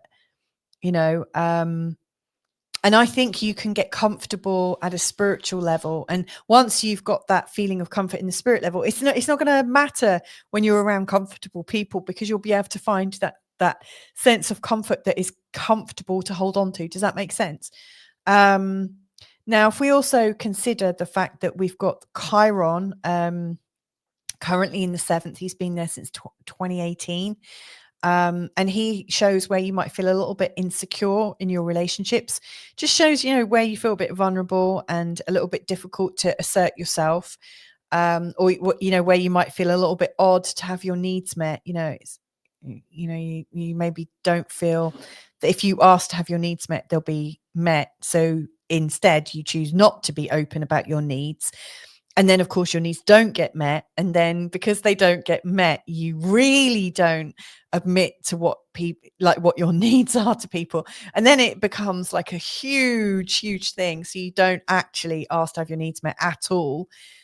But what I like about this is there's a lot of healing vibes here to allow you to do that. And that's what my recommendation would be. This is a learning point, I think, for next year. Like Mars is going to come into this trine first, and then the Sun, and then Venus, and then Mercury. Try it out. Think, like, be in your body. And that's one of the things that I was talking about right at the beginning of this whole video, is this is a year where acting, like you're meant to act, you're meant to be in your body. And that is the thing that's going to bring you to clarity. Like, thinking is not going to bring you into action. It's going to take you down the wrong route. Right now, you need to act first. Be in your body, see what behavior that's bringing up in you. And that's what's going to give you the clarity. So, think about what physical need do I need right now? What do I want to do right now that is going to feel great? And what can I be vulnerable about in terms of my needs? And I think as you start to express them, people are either going to say yes, or they're going to say no. And if they say no, it could feel like it's a rejection, but it could just be, no, I'm not going to do it. However, I'll do the next best thing when it feels great, when I feel great. See, what you might find is there's a dynamic conversation that goes a little bit like this. Will you meet my need? Yes, I'd be delighted to meet your need. Or will you meet my need? I can't right now because it's going to take me off my flow. However, once I'm comfortable to get my flow done, I'm going to meet your need, no problem. So, rather than someone saying, no, I'm not going to meet your need, and then you think, oh my God, I knew it. I should never have opened up. You're into that sort of conversation, and it doesn't have to be as horrifically transactional like that, but it's about knowing that if somebody can't meet your need, it's not because they're rejecting you. It could be, but it probably isn't. And so this is about following the body and not the mind. It's the mind that thinks I'm being rejected. It's not the body. So yeah, that to me is a huge healing point. And then the final thing I would say is these challenging vibes to Saturn and Neptune. Saturn and Neptune have been showing you where it's really hard to be spiritual in your day to day. And, when it's really not easy to get things moving, maybe it costs more to be spiritual, or maybe it's harder to be spiritual. Like if you've made a big decision about your diet, or where you buy things from, or, if you're buying local versus buying on Amazon or whatever, if you're making decisions based on your heart space and it's clunky and it's difficult, it's not going to feel good. And so I think you've been learning that when you're living according to your spirit, it's somehow you're going to get punished for it. It's going to be harder. And actually, that's a belief system, I think, based on probably somewhere where you were made to feel, oh, you're a bit like that, are you? Okay, we'll see. You know, like where you might want to do something slightly outside of your family ethos. And the moment you do, people are like, again, this is going back to need. So maybe this is what I'm needing to share. You know, like what makes you so special that we're going to do things differently for you? You know, so I think anywhere where you can feel excited about the changes you're making, that's what's shifting your belief systems. And so with Saturn and Neptune, you might find that as you're going through December, you get a couple of little challenges about the decisions that you're making to live vibrantly with what your soul's saying to you and what lifts you up. But if you get a little bit of a knockback, the most important thing is to not take it personally and not think it's the end of the world, because that's the kind of thinking that the child like you would have made back in the day when you got your first knockback and then learned, yeah, okay, that's not going to yield anything. But you're an adult now. You're a big person. You know, this is a time to move beyond that. And I think as you move beyond that, as you go into 2026, all of a sudden your life's going to move forwards in the direction you're hoping. So again, a lot of this is about having your needs met and having the courage to make that happen. And also having the courage to, you know, see that not everyone's going to want to help you meet your needs. Not because they don't like you, not because they're an a-hole or anything like that, but because they've got their own stuff going on. And maybe you can meet your own needs. And so, yeah, I do think it's a big need thing. And I think this has been an interesting one for you, Libra, because, you know, obviously you've got your 7th house in the sign of Aries, which can sometimes make your partners a little bit more abrupt and less yielding than other people's partners. But you've got this. So I hope that's helpful advice to see you through December and into January. And sending you loads of love. Have a fabulous December and catch up with you all soon. Lots of love. Bye for now. Hey there, Scorpio. So I'm looking at December, you know, in terms of the month ahead, and also in terms of what kind of lessons are available to you. I say you, but me too, because I've got Scorpio rising. What available lessons are there for us? You know, what are we learning right now? And how is this going to lead us into 2026? You know, what's really working with this? So this is my kind of pictogram of what's going on. And I'm actually recording this on the day of the full moon in Gemini. And so you can see that there's this full moon nodal square. So there's a full moon here. The sun is in the 2nd house. We've also got the south node in the 11th and the north node in the 5th. Now, these are very much value-based houses. You know, the 2nd house is obviously our earnings and how we feel about our own sense of self esteem and our confidence to be able to make things work and, you know, to feel really good about ourselves. And then the 8th house really is showing, you know, where we might have some stress in terms of our shared assets and our shared responsibilities with the people that we love, and also their judgments of us and what can come up. And then the 5th house is what we're learning right now with the north node down here in your 5th house. It's really showing that the things are evolving, you know, like you're meant to be looking at life from a perspective of how is it lifting you up? You know, are you feeling joyful about what you're doing? Are you creating with passion, or are you creating from a sense of responsibility? And then the south node, I think up here in the 11th, I think is just showing you all the different ways and places that you've been able to create with other people. You know, that sense of co-creation, collaboration, and, you know, like where you feel like you've got your tribe. You know, there's some relative safety here. You don't need to challenge yourself here so much anymore, because here's where it's at. You know, are you ready to be a powerful creator? That's the big question. And are you ready to face yourself in terms of your value and your self-confidence? You know, this full moon, I think, is going to bring up some tension, especially historic and ancestral tension, especially if you feel like you've been judged harshly by your parents, your ancestors, the people that you're in close relationships with, you know, if they're not taking you seriously. But really, it's all echoing back to here. Do you take yourself seriously? Do you take your own skills seriously? Are you standing for yourself and your own skill set is my question. And of course, as we come up to the new moon in Sagittarius on the 2nd, that's also, in the 2nd house on the 20th, this is also bringing you to a new start in terms of how you earn money and how confident you are about yourself. Now, let's also add in the cosmic stuff. So the great attractor is in your 2nd house, and also the galactic center is also in your 2nd house. Now, these are both in the sign of Sagittarius, and one is involved in this full moon in Gemini, and the other is involved with this new moon in Sagittarius. It's conjunct the GC, the galactic center. And so you could also take this up to cosmic proportions and assume that you're meant to be wealthy, you're meant to be well resourced, you're meant to be flowing in the creation and receptivity of life. You're meant to be open, you're meant to be an open channel for all that is good to flow through you. And all you need to do is just kind of stand in the knowing of it. So I don't know what's going to change and transform for you in this month ahead, but I would say and suggest that an openness to receiving more is part of it. Now, let's also factor in the healing vibes that are going on from and to Chiron. Chiron's been in the 6th house for quite some time. It's probably given you some on-off issues in terms of health and healing, and it's probably also shown up in such a way that maybe you realize actually the usual 9 to 5 kind of Monday to Friday life doesn't really suit me very much.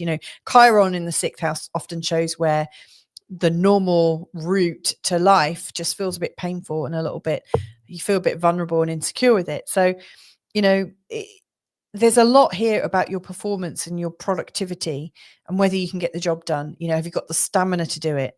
Have you got the balls to do it? Where might you be a little bit insecure about your delivery and your reliability, for instance? And so, you're going to have Mars and Sun, then Venus, and then later on Mercury. They're all going to come into a trine with Chiron, really healing your sense of productivity and really offering you, I think, a great sense of strength and vitality in your body, so that you know that you can do it, you can resource yourself. And so again, there's a big question. Are you going to become a flow and channel for all the resources coming in? Because it's not just money coming in, it's health, it's energy. So are you going to take responsibility to resource your body correctly so that you can get all the jobs done that you need to and want to do? So this is really big. Now, we've also got challenging vibes to Saturn and Neptune. Saturn and Neptune have been going through your 5th house for quite some time. And, they're coming to the end. And next year, they are going to move out of Pisces and go into Aries fully. But this December, I'm really seeing the change around. Saturn's already direct. He is heading in that direction of out of Pisces. And Neptune is going to go direct from the 10th. Now, again, Mars is going to go into a square with both of them, followed by the Sun, followed by Venus, followed by Mercury. As this happens, your challenge about being a creator and being in passion and being in flow with what it is you're creating, you might have had some insecurities. You might have felt like life was pushing you away from following what lights you up. I mean, like growing up, I remember, saying, I remember years ago when I wanted to be like, I think my first job I wanted to do was like be a makeup artist or something. I was fascinated with it. And, there was this very strong message, nothing against makeup artists, by the way. I think it's amazing what you do. And now when I see what makeup artists can do, I think, wow, that would be such a creative job. Amazing. I remember my mum and dad saying, oh no, you're at grammar school. You're meant to be doing this. And the fact that I might do something that might feel really good was like his kind of pushback. No, you're meant to be academic. And, in my early teens, I wanted to be an astrologer and or a psychic and or a designer. So they're all kind of creative. And again, it was, no, you got to get a proper you've got to get a proper career. You've got to go down a proper academic route. Well, like, here's your chance. Like, Saturn is clearing out of this. He's coming out of the fifth. He's going to be going into the sixth. Neptune is clearing out of the fifth and going into the sixth. So any doubt or any restrictions are going to be moving forwards. Now, it's not to say that Saturn and Neptune will have restricted you. Saturn and Neptune in this part of your chart can also give you the structure to be able to build some great, passionate things that you are really hot for and really want to move forwards on. But, how are you experiencing the guidance or the guardrails? Have they been helping you, or have they been hindering you? And so my suggestion here is, as things come up, are the guardrails to stop you, or are they to help you? And what in your attitude can you monitor and enjoy that can allow you to move forwards? So you might find it feels like you're getting a good big slap back, and you can't do this because there's judgment.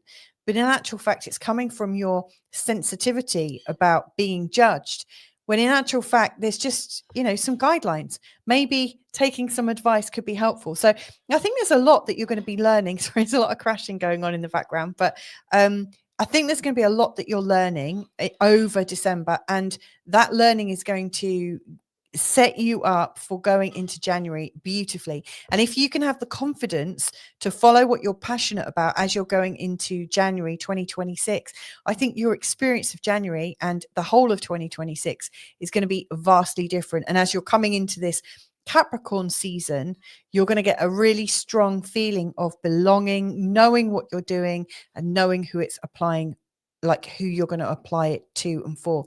So yeah, I think this is an exciting month. Have a great December and catch up with you all soon. Bye for now. Okay, Sagittarius, let's have a look.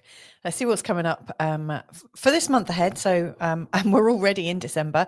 But not just, what's going on with December, like how can December teach you what you need to know to be able to move into January with confidence? We're coming to the end of the year. This is a natural time when we start to tie up loose ends. And, what is it that you might need to know that's going to help you step into 2026 feeling really super confident? Now, I talk about a lot of these patterns I'm going to mention today. I talk about a lot more at the start of this video. So, if you're wondering why I seem to have just zeroed in on something, it all makes sense if you listen to the first part. But suffice to say, we're coming to the end of a load of patterns. And December I see as a sort of real gateway, it's stopping those patterns going into 2026, but it's also starting the new patterns of 2026 in December. So let's see what's coming up. The first thing, I actually started recording this all yesterday at the day of the full moon, and we're still in the aftermath of it today on December the 5th. What's going on right now is, I say you've been sort of challenged to understand the mindset of the people around you versus protecting yourself and what you know to be true for yourself. So your identity right now, like we're in Sagittarius season, the sun's there, Venus is there, Mars is there, Mercury will be coming in from the 11th, as you can see here.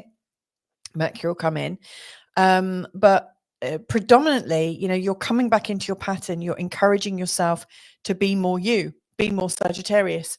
And, at the time of the full moon and beyond that, there's almost a challenge from the people around you. It seems like they're getting very, very excited, getting very emotional about how they're seeing the world. And they're kind of pulling you out of your joyousness, your faithfulness, your sense of possibilities, your sense of life and vitality. And so, you're feeling a little bit possibly attacked.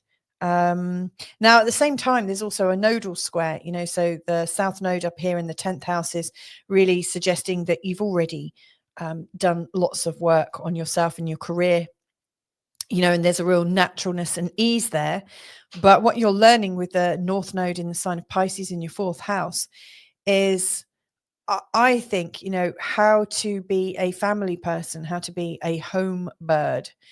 but in a very, very spiritual way, you know, in a way that isn't like formed on years and years of narratives on the narratives that everyone else is telling you what to do. So yeah, what I see starting in December is this: you're happy being yourself, other people are emotional because you're being yourself, and you're being challenged to learn a new version of yourself that is very, very positive in terms of the home, you know, where you feel a lot more like a home bird as opposed to being quite out there, you know. So it's not a huge stretch, but it is felt through your first, your fourth, your seventh, and your 10th houses. That's your identity, your home, your relationships, and your career. So it's taking place over all the, you know, like the north, south, east, and west, the big four angles. But you can totally do this. Now, where the sun is today, exactly, it's in a conjunction with the great attractor. The great attractor is like one of, well, it's like an anomaly, allegedly, out in the deepest recesses of space. And it has such a strong pull, you know, such a strong presence that you can't ignore it. And so right now, like, your presence is absolutely magnetic, and it's developing, and it's really got legs. It's really strong. And so my advice would be to continue developing yourself whilst also being yourself at home more. And there's a lot that I'm going to share here. You know, one of the healing vibes that are going on throughout the whole of December is with Chiron. You know, Chiron's been in your 5th house for ages, since 2018. And one of the things that he's been teaching you about, I mean, if you've got kids, you've probably been learning quite a lot about you know, their needs and how not to take it personally, but also how you can support them, especially if they felt a little emotional or troubled themselves. But it's like, how can you manage all of your creativeness, you know, in terms of all the things that you've birthed? You know, how can they be not doomed? So like, if you've got this programming, sorry, I've got a bit of a itchy stroke runny nose. If you feel like you have a sense of everything that I put my hand to, everything I create turns to crap at some point, you know, if that's a belief that you hold, that you get very excited about what you're creating, and then there's this like inevitable disappointment because like what you've created never lives up to the creation in your head. That's a really big wound. And I also think that wound is very similar to the idea that we're in the real world, but we also know that there's this very beautiful life that's possible, and, you know, like a kind of spiritual belief. And yet the real world versus the life that you know is possible, they're a million miles away from each other. It feels like you've got feet in both camps. And how do you come to terms with the fact that it could be so much more beautiful, or it could be so much more etheric or peaceful or joyous or whatever it is, and yet the reality just doesn't kind of match up? And so you might find that with all of your creativity, and that includes your kids and intimate relationships as well. But, you know, in this month ahead, Mars is going to come into a lovely trine. In fact, he's exactly in the trine today. So I really feel that this is something for you to solve at the identity level, not to solve at the point of creation. It's something in you, it's something in your identity that you're doing to yourself. You know, maybe you're holding yourself up too high. You know, maybe things like, you might consider yourself to be a master creator, but think that means on earth that you can create heaven. And maybe you can create heaven on earth, but maybe your definition of what heaven on earth is very different from you know, the realism, like the real heaven on earth. You know, to me, there's a lot of high expectations that you've put on yourself.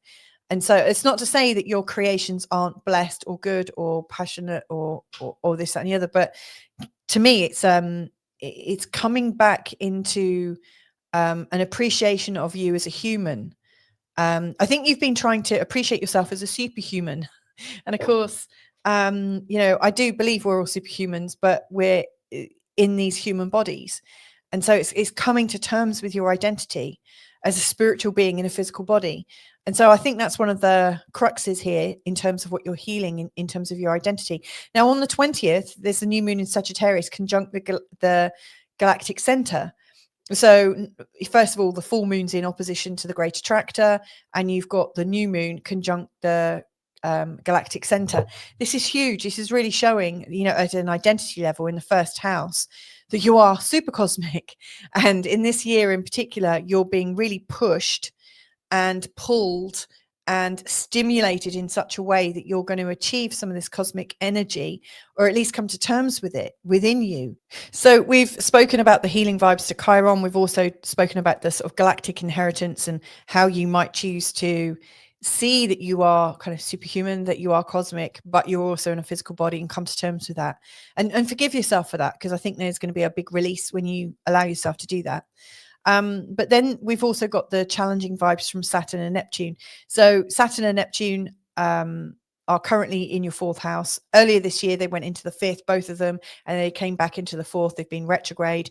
And then from the 10th, both of them are going to be going direct. Saturn's already direct. Neptune's going to be going direct from the 10th. Now, from this point on, it's going to seem like we're just in the end days. All we're doing now is gathering a little extra meaning from what Saturn has meant in the fourth house. And often that is just to tighten things up, make things a bit harder at home, so that you learn to pull your belt in a little bit more, use your resources a bit more wisely. You look after each other, you look after the things you've got. And, you know, Saturn in the fourth, I've had it there for ages. I'm really looking forward to him going into the fifth. Of course, when he goes into the fifth, he'll be causing problems there as well. You know, wherever he goes, he's causing a new kind of dilemma. We've also had, you know, Neptune in the fourth. Now, I remember, and I'm going through this myself, he's in the fourth at the moment for me. When Neptune's in the fourth, we often feel like we don't know where home is. We feel very ungrounded, like there's no real sense of that home. You know, we have to have a spiritual idea of what home is. And, you know, I recoded it in my head to say, oh, well, I'm home in my body. Of course, I'm not that either. But, you know, like you have to almost do a bit of a number on yourself. And gaslighting is a real Neptune thing as well. So you might have had to persuade yourself that you're at home. But essentially, with Neptune in the fourth house, it is very difficult to feel that you're at home in your bricks and mortar. There's this feeling of, well, where do I go? Neptune is unboundaried. And so just in December, as Mars is coming into his last aspect with Saturn and also with Neptune, in these planetary pairings, this square is, I think, showing you that there was nothing wrong with your identity. If you've been considering what's been going on at home and applying it back to you and thinking, I must have done something wrong, blah, blah, blah, you're being extra hard on yourself. You need to like let yourself off that. You know, Saturn also represents parents, and where we get a little slap on the wrist, you know, like this access denied kind of energy. And so again, you might feel like there's nothing you can do about the home situation. There's nothing you can do. And you could choose to feel bad about that. And most likely what this is reminding you of is something that happened in your childhood where your parents said, oh, no, you're not good enough, you don't deserve this, or whatever, or little children should be seen or not heard, or whatever it is that is disabling and disenchanting and disempowering for you. But it's important to see it, observe it, think, oh, what has been playing in my identity that's helped to support that feeling? And then once you observe it, it starts to shift, it starts to alter. You don't have to go into it. You just have to observe it and recognize what's going on in your body.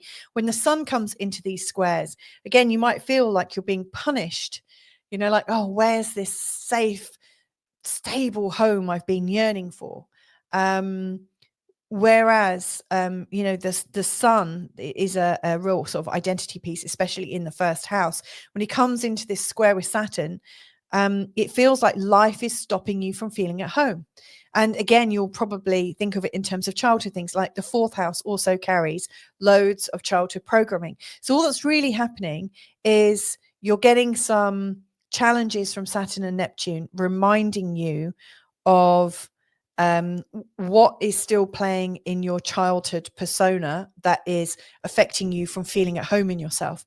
And so all that is needed is to observe, and just wait a moment and just know that things are going to change once you can see the game you're in. But of course, if you're in the game of reacting to how you're feeling, you're never going to get that sense of observing what's really going on. So that's my advice. Now, this is going to pass. And the great thing with this is that Mars, the Sun, Venus, and Mercury, they're all fairly fast moving. So they come into an aspect and then they move beyond an aspect, give or take, like it's maybe a week or so.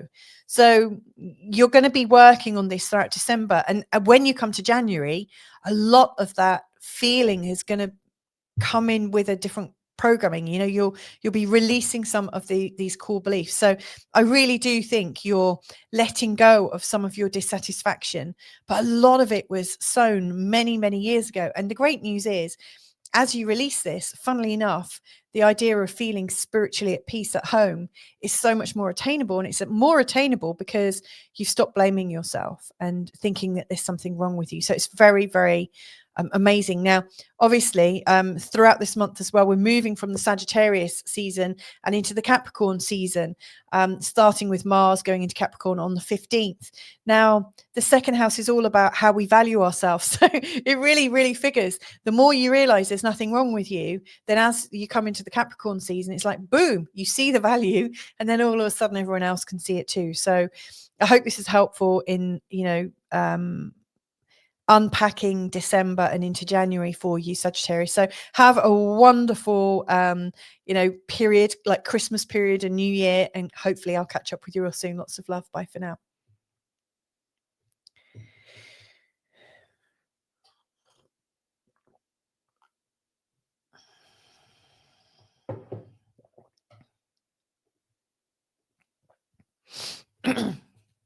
Hey there, Capricorn. So I'm looking now at the perspective of December from your perspective as a Capricorn ascendant person, native. And what I hope to do with this is to give you some ideas of what patterns have existed throughout 2025 and which are playing up in the month of December, and what you might learn about December that's going to help you going into 2026. And there's a load. So first of all, last night's full moon created a grand nodal square. Like the full moon is in your 6th house and the sun is in your 12th. Right now, actually, you just want to lie down a little bit. Your time to come into your own always seems to land just before Christmas, as the sun comes into the 1st house on the 21st or the 22nd. It tends to you're coming back into the Capricorn pattern, and it tends to run that you're feeling a lot more confident, a lot more organized. It's like you're seeing your pattern and you're raring to go. It's like, okay, it's time. I see that really what you're doing right now is dreaming a little bit, relaxing a little bit, and getting ready, because once we come out of this fire time and into this earth time, you're going to be really ready to take a position, see where you're going, and start to actualize it. Now, it's starting a little bit early for you, I would say, from the 15th of December, because Mars is going to be coming in on the 15th into the sign of Capricorn. And, Mars is exalted in the sign of Capricorn. He's really doing well in the sign of Capricorn. So you're going to be wanting to take charge and naturally lead with all of the gusto that you usually do.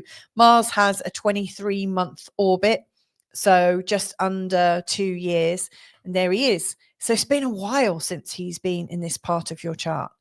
It's been a while since you've been pushing yourself forwards in the way that you have. So I love this. I think this is very positive for you, really positive. And it's going to definitely give you some pep.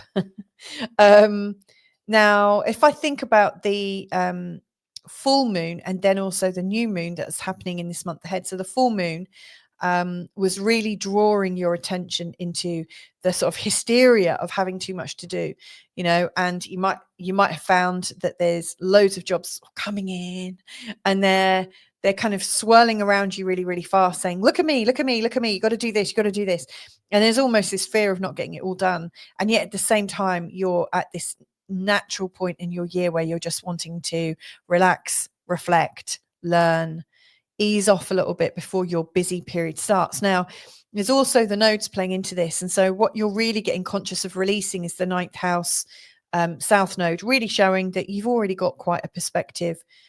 You've got quite the vision. You have a natural understanding of how big the world is, and you know, how far you might go from one end to the other and what that might mean.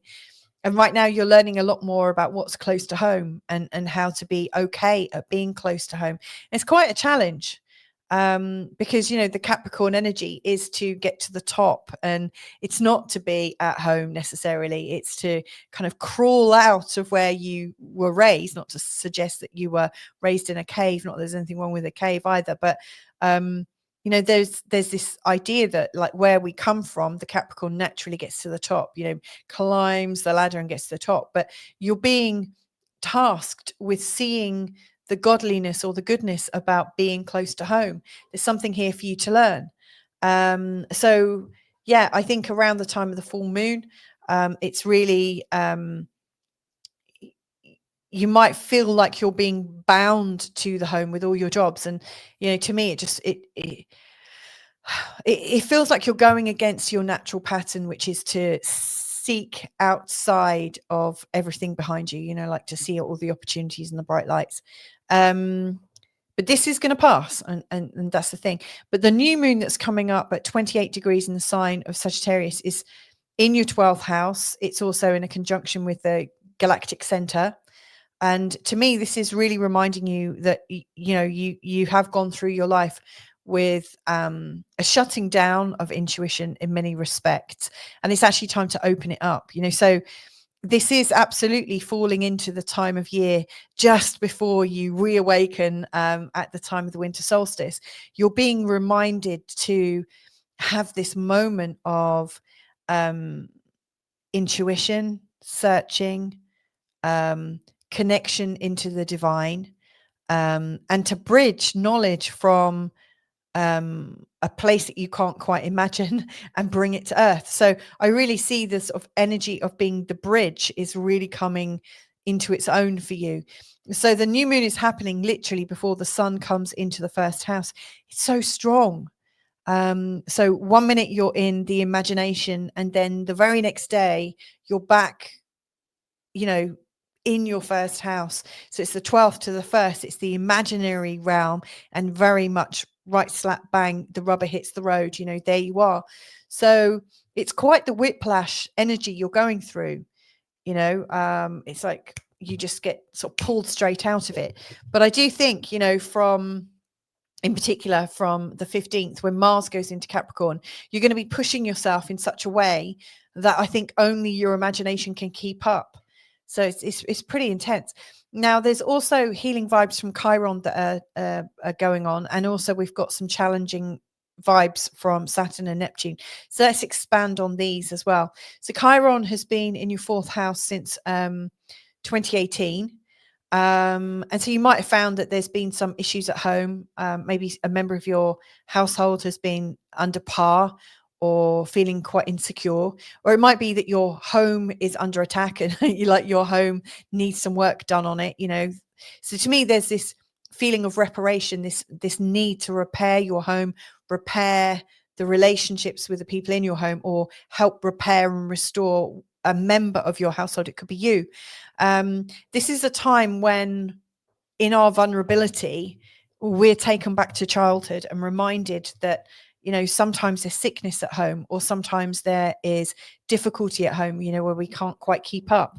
And what's happening right before the solstice, we're going to have, like, Mars, first of all, come into a trine with Chiron. Then we're going to have the sun come into a trine with Chiron. Then we're also going to have Venus coming into a trine with Chiron. That's the 5th, the 14th, and the 18th. And these are going to be really showing you that actually what's happening in your home and what's happening possibly in your family is something more to do with your belief systems and your perception, but also to do with ancestral stuff. So you might find that whatever is playing out in your family is a pattern that, like, your parents or your partner's parents have had and suffered. And to me, it just feels like there's these repeating patterns. But in December, you get to see these repeating patterns and make the connection. You know, they might not always be the same. So you might have people passing down confidence issues. And in one person, it might show up as panic attacks. in another person, it might show up as, I don't know, eczema or something, like where you're kind of itching the moment you go anywhere where you have to be confident. But you might find that in between the two different set of symptoms or descriptions, that there is something that's underlying it and pulling the messages together. So what I really see here, like, and if you've got things going on in your house, it might be that, there's a sort of family karma thing that's going on. I mean, all the houses that I've ever moved into, and lived for a considerable amount of time, when I've moved into them, they've all had this kind of psychic phenomena of leaks. Sudden leaks get sprung, like leaks behind floorboards and things like that. Sudden leaks, water energy, and of course that's psychic energy. It's like a psychic displacement. And so I obviously have something that I'm taking with me from house to house. These things exist, these patterns exist. And I know it's not necessarily a Capricorn way of thinking about it, but in December, I think you get really clear about some of these repeating patterns. Now, if we think about Saturn and Neptune have been dancing in your third house for a while. Saturn's been here since 2023, and Neptune came in, I think, in 2011. So it's a long time. And the third house is, where we might get a sense of belonging and community identity. And so with Neptune here, it's very difficult to feel connected. You might feel a bit disconnected. You might feel that you're not part of things, but you're not quite sure why. And it can really show where you might be sort of passively, aggressively, like kept out, like scapegoated a little bit. There's a lot of scapegoating that can come on with Neptune. Now with Saturn, you might also feel that there's a parental thing going on within the community. Maybe the way you're experiencing different people in your community reminds you actually of how a parent treats you. Now, with these two, we're coming into a series, and this is the last series of squares to these planets in these signs. So Mars is coming into a square with Saturn and Neptune, and often when Mars is in a square to them, we feel like we can't take action, and we feel very ineffective. We might feel a little bit like we can't proceed. Then the sun comes into a square with them and we get a little bit of an identity shift. We feel like our identity, there's something wrong with us. Then Venus comes in and we feel like we're disconnected from people. And so, these squares are stopping us. Now, the good thing about this is these are all the fast moving personal planets that are coming into these squares with Saturn and Neptune, and they move fast. So they come in, then they're exact, and then they move away, and you have all of that within 5 days to 7 days. So I think what's happening in December is you're getting like a masterclass in shifting your thoughts about how you are in your community, and whatever has been brewing since 2011, and then even more so since 2023, you're about to find out what your part is in it. You're going to be able to observe it, see what's going on, and let it go. So that as you go into 2026, it feels like your whole community, your whole sense of belonging, the feeling of belonging to home, it's all rewriting itself. And that's the most precious thing, actually, because, from next year, both Saturn and Neptune are going to be at 0 Aries, and we're starting a whole new cycle through the zodiac, and it's grounding you at home. So, whilst I don't wish people difficulties to resolve, I do think December is going to clear a lot of things that have been lingering and where you've had big questions. So my advice here is just to really observe what comes up as you feel thwarted, as you feel disconnected or pushed out of the community, or anywhere where you feel like you're feeling like a stranger in a group. Just to observe it and ask yourself, like, when did I ever feel like this? When did I first feel like this? And all of a sudden the patterns are going to come tumbling out, and you'll make one connection after another. Aha, aha, aha.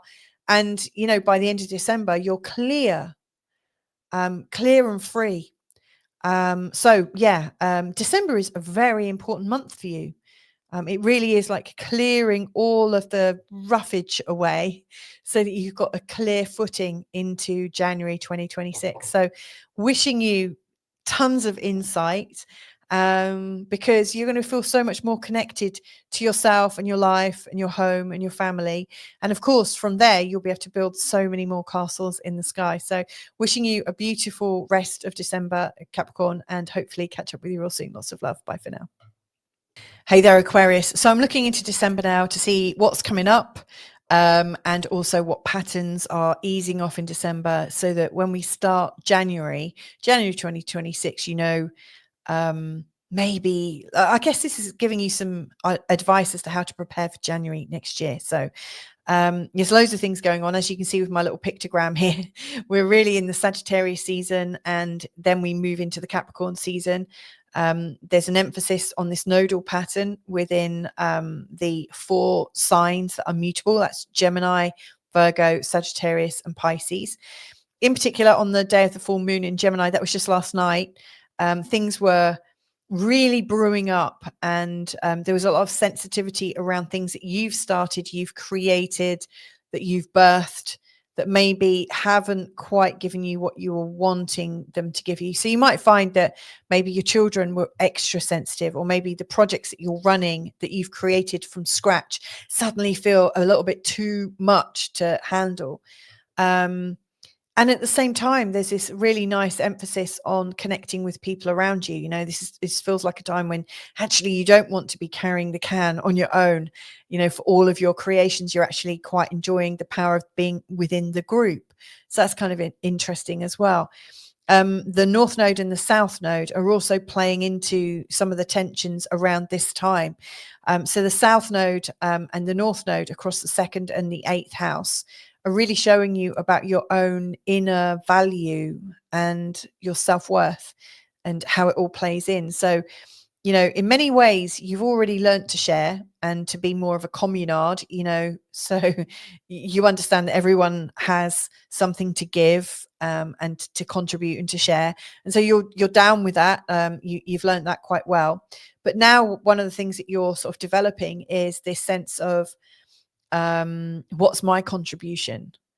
And of course, that's happening right on the back when you consider your actual creative contributions are feeling a bit wild and a bit loose and a little bit emotional. And so again, you might be thinking, what's my contribution? How do I move beyond this?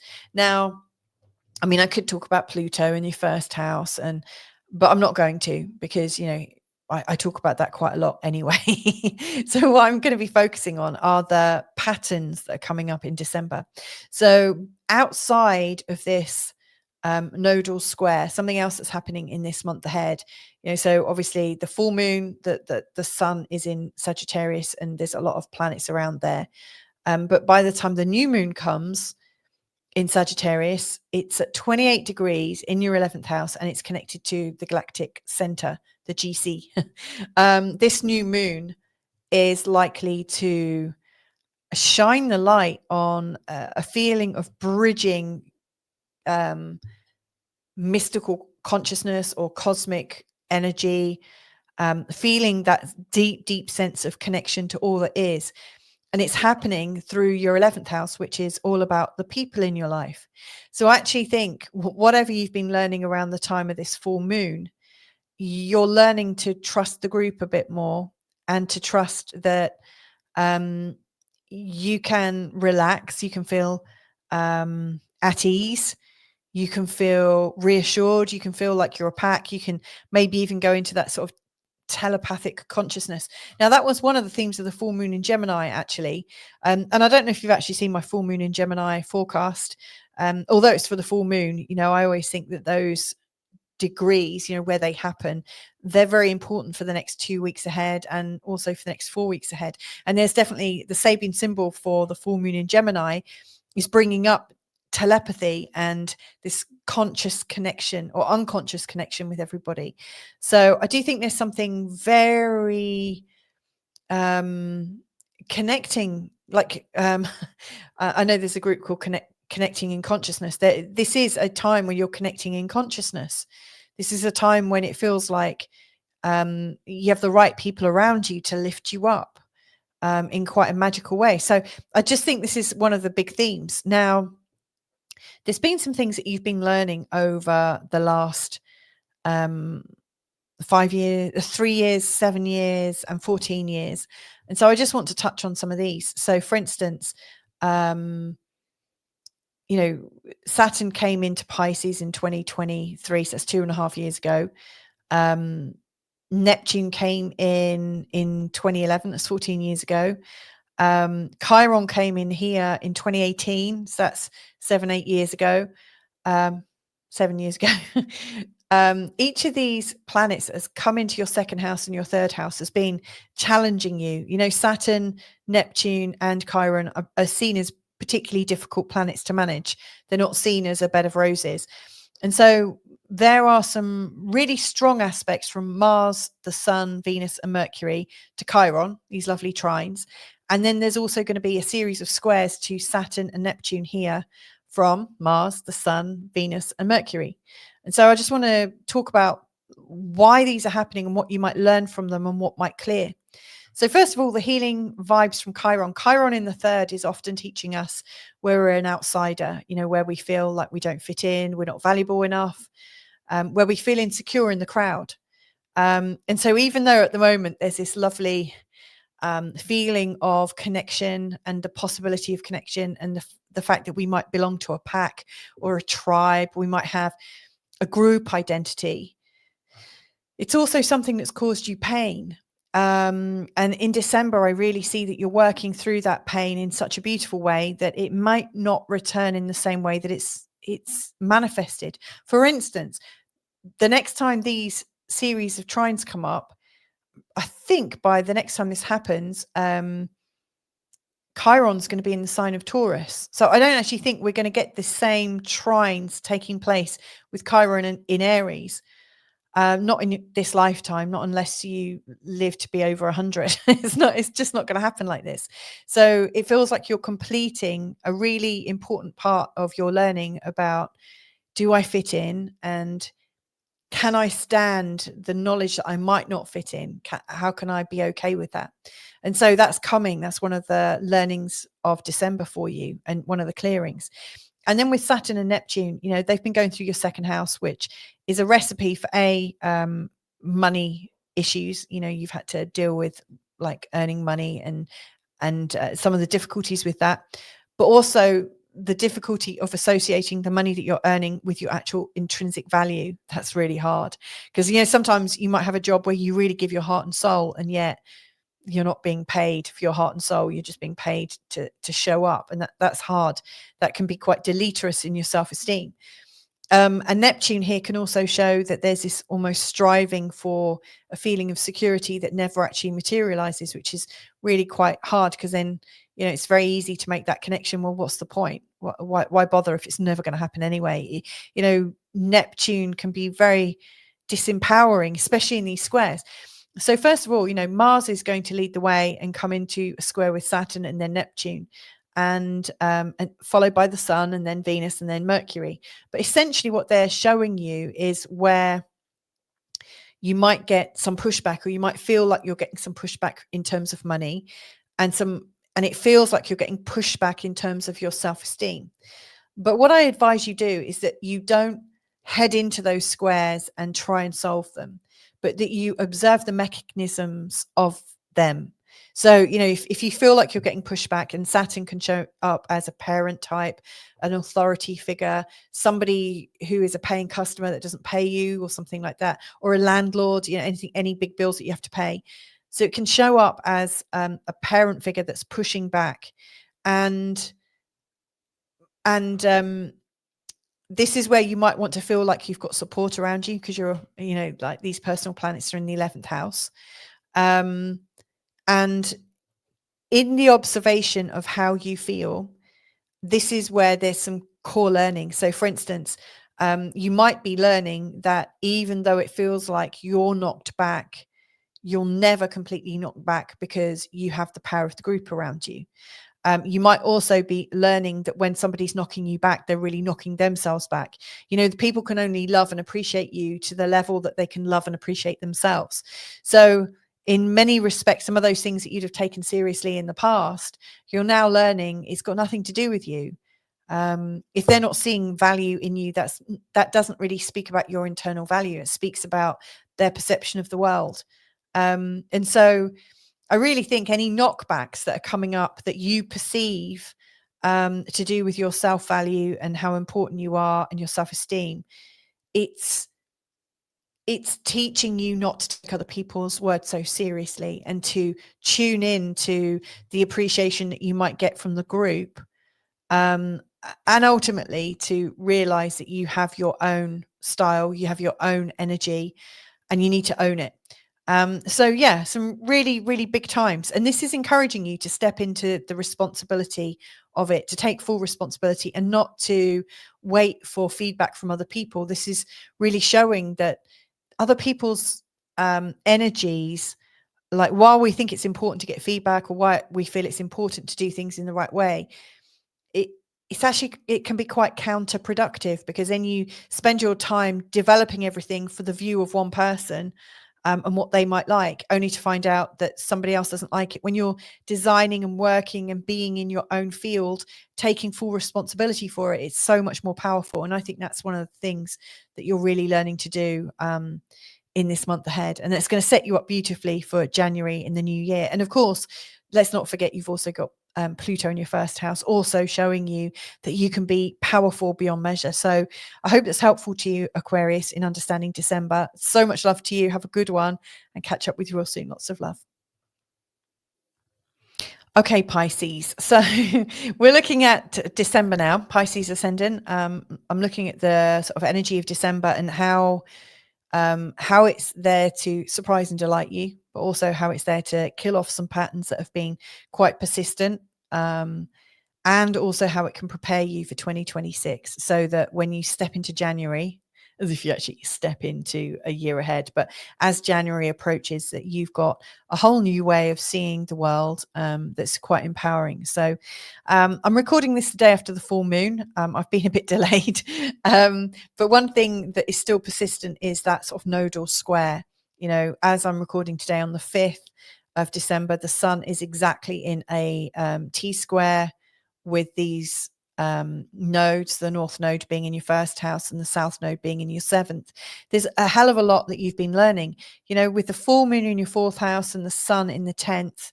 The sun's also in a conjunction with the great attractor, which is super strong. And then, you've had the south node in the 7th house, really showing that there's been a lot of stuff going on in terms of relationships in this year. And yet right now you're being energized, I think, to consider yourself and to develop your self-concept.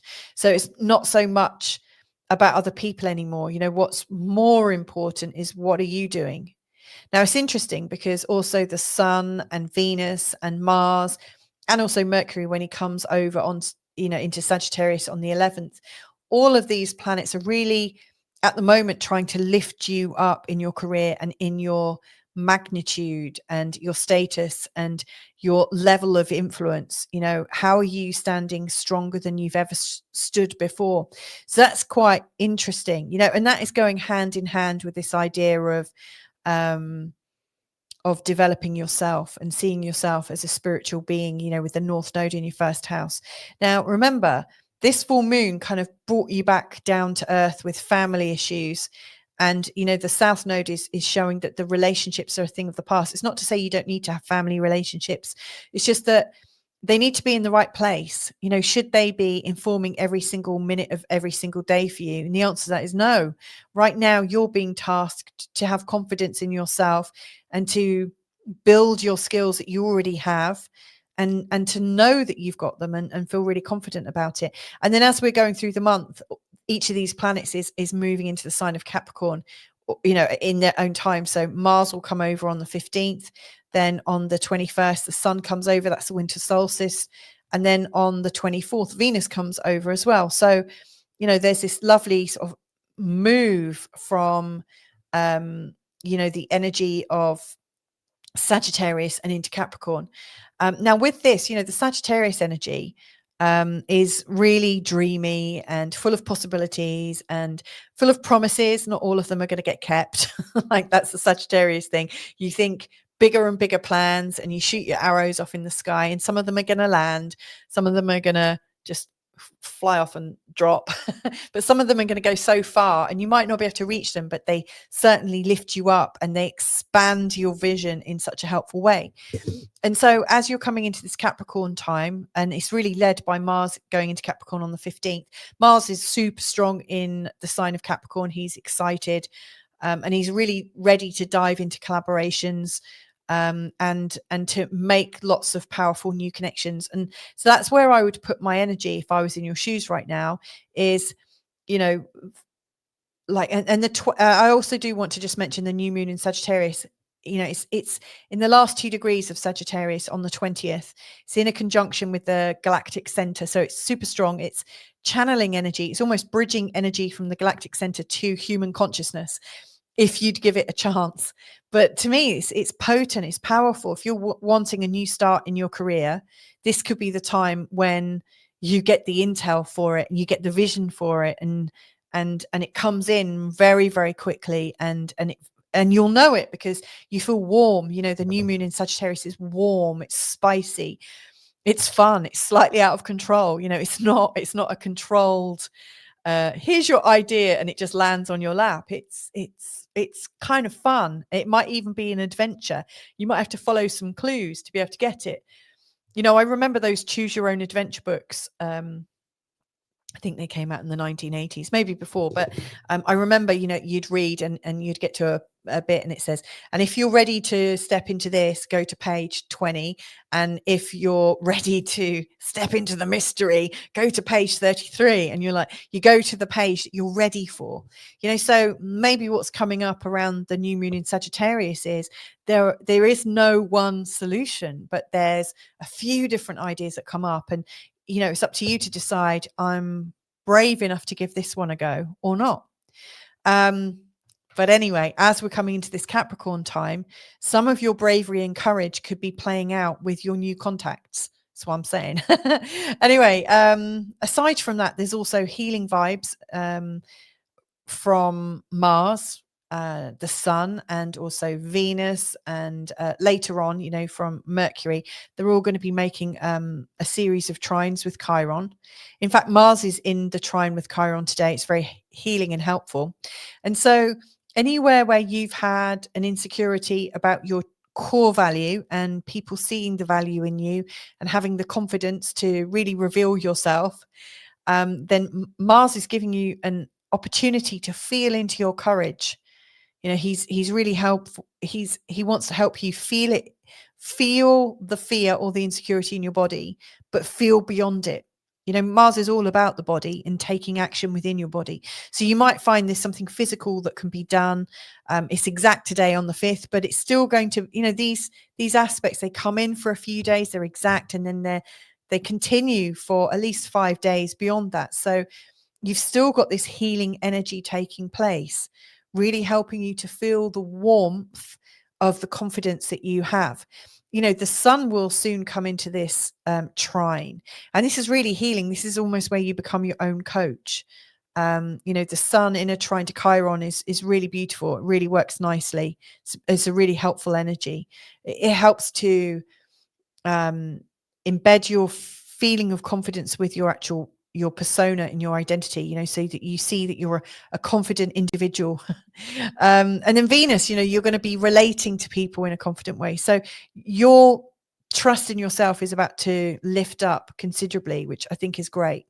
You know, and Chiron's going to move into Taurus next year. So we might not get this series of trines again from Sagittarius to Aries, not for another 50 years. So this is the ending of a pattern. Now we've got another ending of a pattern as well. So, you know, we've got Saturn and Neptune in the last few degrees of Pisces. And as such, we will have the last squares from Sagittarius to Saturn and Neptune. You know, we'll also have squares from the Sun and Venus and later Mercury. So they're all happening. And in fact, I detail this in the first part of the video in quite a lot of depth. You know, Mars is leading the way and Mercury's tailing, you know, so we are acting first. We have to act our way into clarity. You know, we're not thinking our way out. We have to act. Thinking is not going to inform our body. We have to let our body lead us. And so these squares to Saturn and Neptune in your first house, I think, are really to show you that it's okay to be yourself finally. You know, Saturn in your first house can, well, I remember I felt quite old when Saturn was in my first house. And I also wanted to get my bone structure sorted. You know, I became a bit more formal. I was taking myself a lot more seriously. But I was becoming an old fart, and I felt like an old fart as well. You know, I'd be creaking as I got out of bed. You know, once Saturn leaves the first house, you feel much better. Really do. So yeah, I was creaky and curmudgeonly. But it stops you feeling youthful, and you can stop believing in your own potential. And so Mars is going to come into a bit of a challenge with Saturn here. And you could take it seriously. You could say, yeah, my body is stopping me. I'm really not up to this. My vitality is affected. But if you just wait, say 5, 6, 7 days, you should, as Mars comes out of the square, you should start to feel better quite quickly. You'll notice that your natural vitality comes back. Similarly, when the sun comes into the square with Saturn, you might feel like you don't have the personality or the spark to get things done. You might feel like, oh, I'm boring, nobody likes me, and so on and so forth. But again, if you wait and observe what criticisms come up in your mind, you'll realize that they probably are family criticisms, probably from parents, because Saturn's involved. And just all that's important is you observe the patterns as they arise, and notice the feelings that you have in your body. And in the observation and the feeling of it, things start to transform. So you're not having to think your way out of it. There's a similar thing with Neptune. Now, Neptune in the first is not so much about feeling old, but it's about feeling a bit confused. Like, who am I? You know, you lose sight of yourself. You can feel every single potential, but not know which one is yours. And so again, when Neptune is in a square to Mars, you can lose your energy and take it very, very seriously. But actually, if you just observe the fact that the fire is just kind of blown out a little bit, and don't take it personally that it feels very confusing all of a sudden, notice what comes up, notice what inner stories you've got playing and how they feel in your body, and in the noticing of them, they're transforming. So yeah, there's a lot going on for you in December, a lot of noticing what you're feeling in your body, and the stories you're telling yourself about who you are. When you really feel the impact of them in your body and listen, you're getting all the intel and advice that you need to completely transform your expectations. And of course, when you go into 2026, you'll have lifted yourself up quite considerably. And the North Node, which is still in the first house, will have already unraveled a little bit more, you know, because in not taking the Saturn in the first house too seriously, or the Neptune in your first house too seriously, it's easier for you to learn the lessons of the North Node in the first house, which is to get comfortable being who you are and to allow your natural spiritual nature to shine through. And of course, in many ways, all the things are dropping are these extra layers you've put on because of Saturn being there and Neptune, and you're just letting them go and you'll naturally find yourself. So I hope that's helpful in understanding that there's this giant clearing coming for you, Pisces. So yeah, wishing you the best December you've had in a long time. Have a beautiful run up to Christmas and New Year, and I hope to catch up with you all soon. Lots of love. Bye for now. So that's the end of my tuning in to the December forecast. And as I went through them, whenever I do these series, I always learn so much about the energies. As I talk about it, more comes through. I'm a bit more of a channel than I am probably an astrologer, actually, retrospectively. And so one thing that really became obvious to me is the power of observation. You know, Saturn and Neptune in those squares are coming in at the end of the month. You know, they're so powerful. Like when you get a square to Saturn or a square to Neptune, it feels so powerful, but you can feel very stuck, like there's nothing that you can do.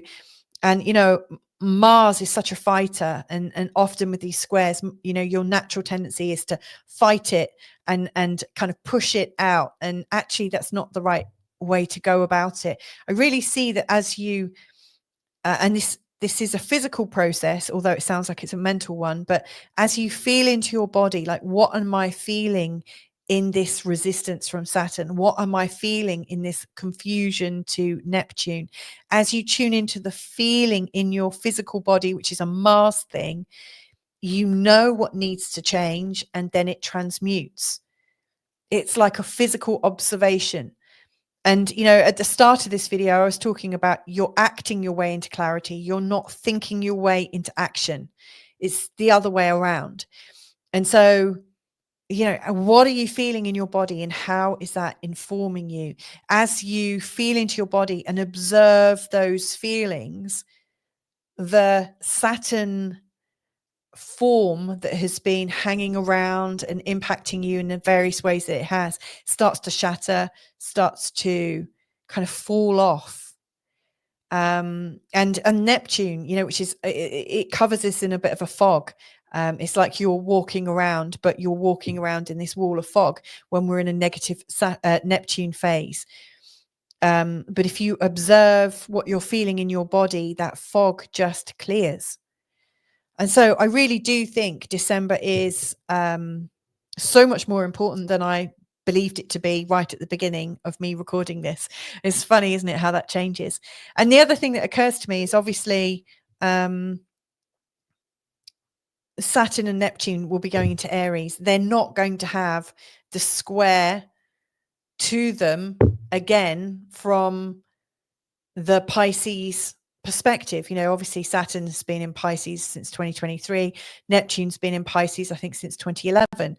And so they've had these squares before, you know, from Sagittarius, and we're not going to experience those again until the earliest will be when Saturn comes back round into Pisces again. And that's not going to be for 27 years by the time it starts.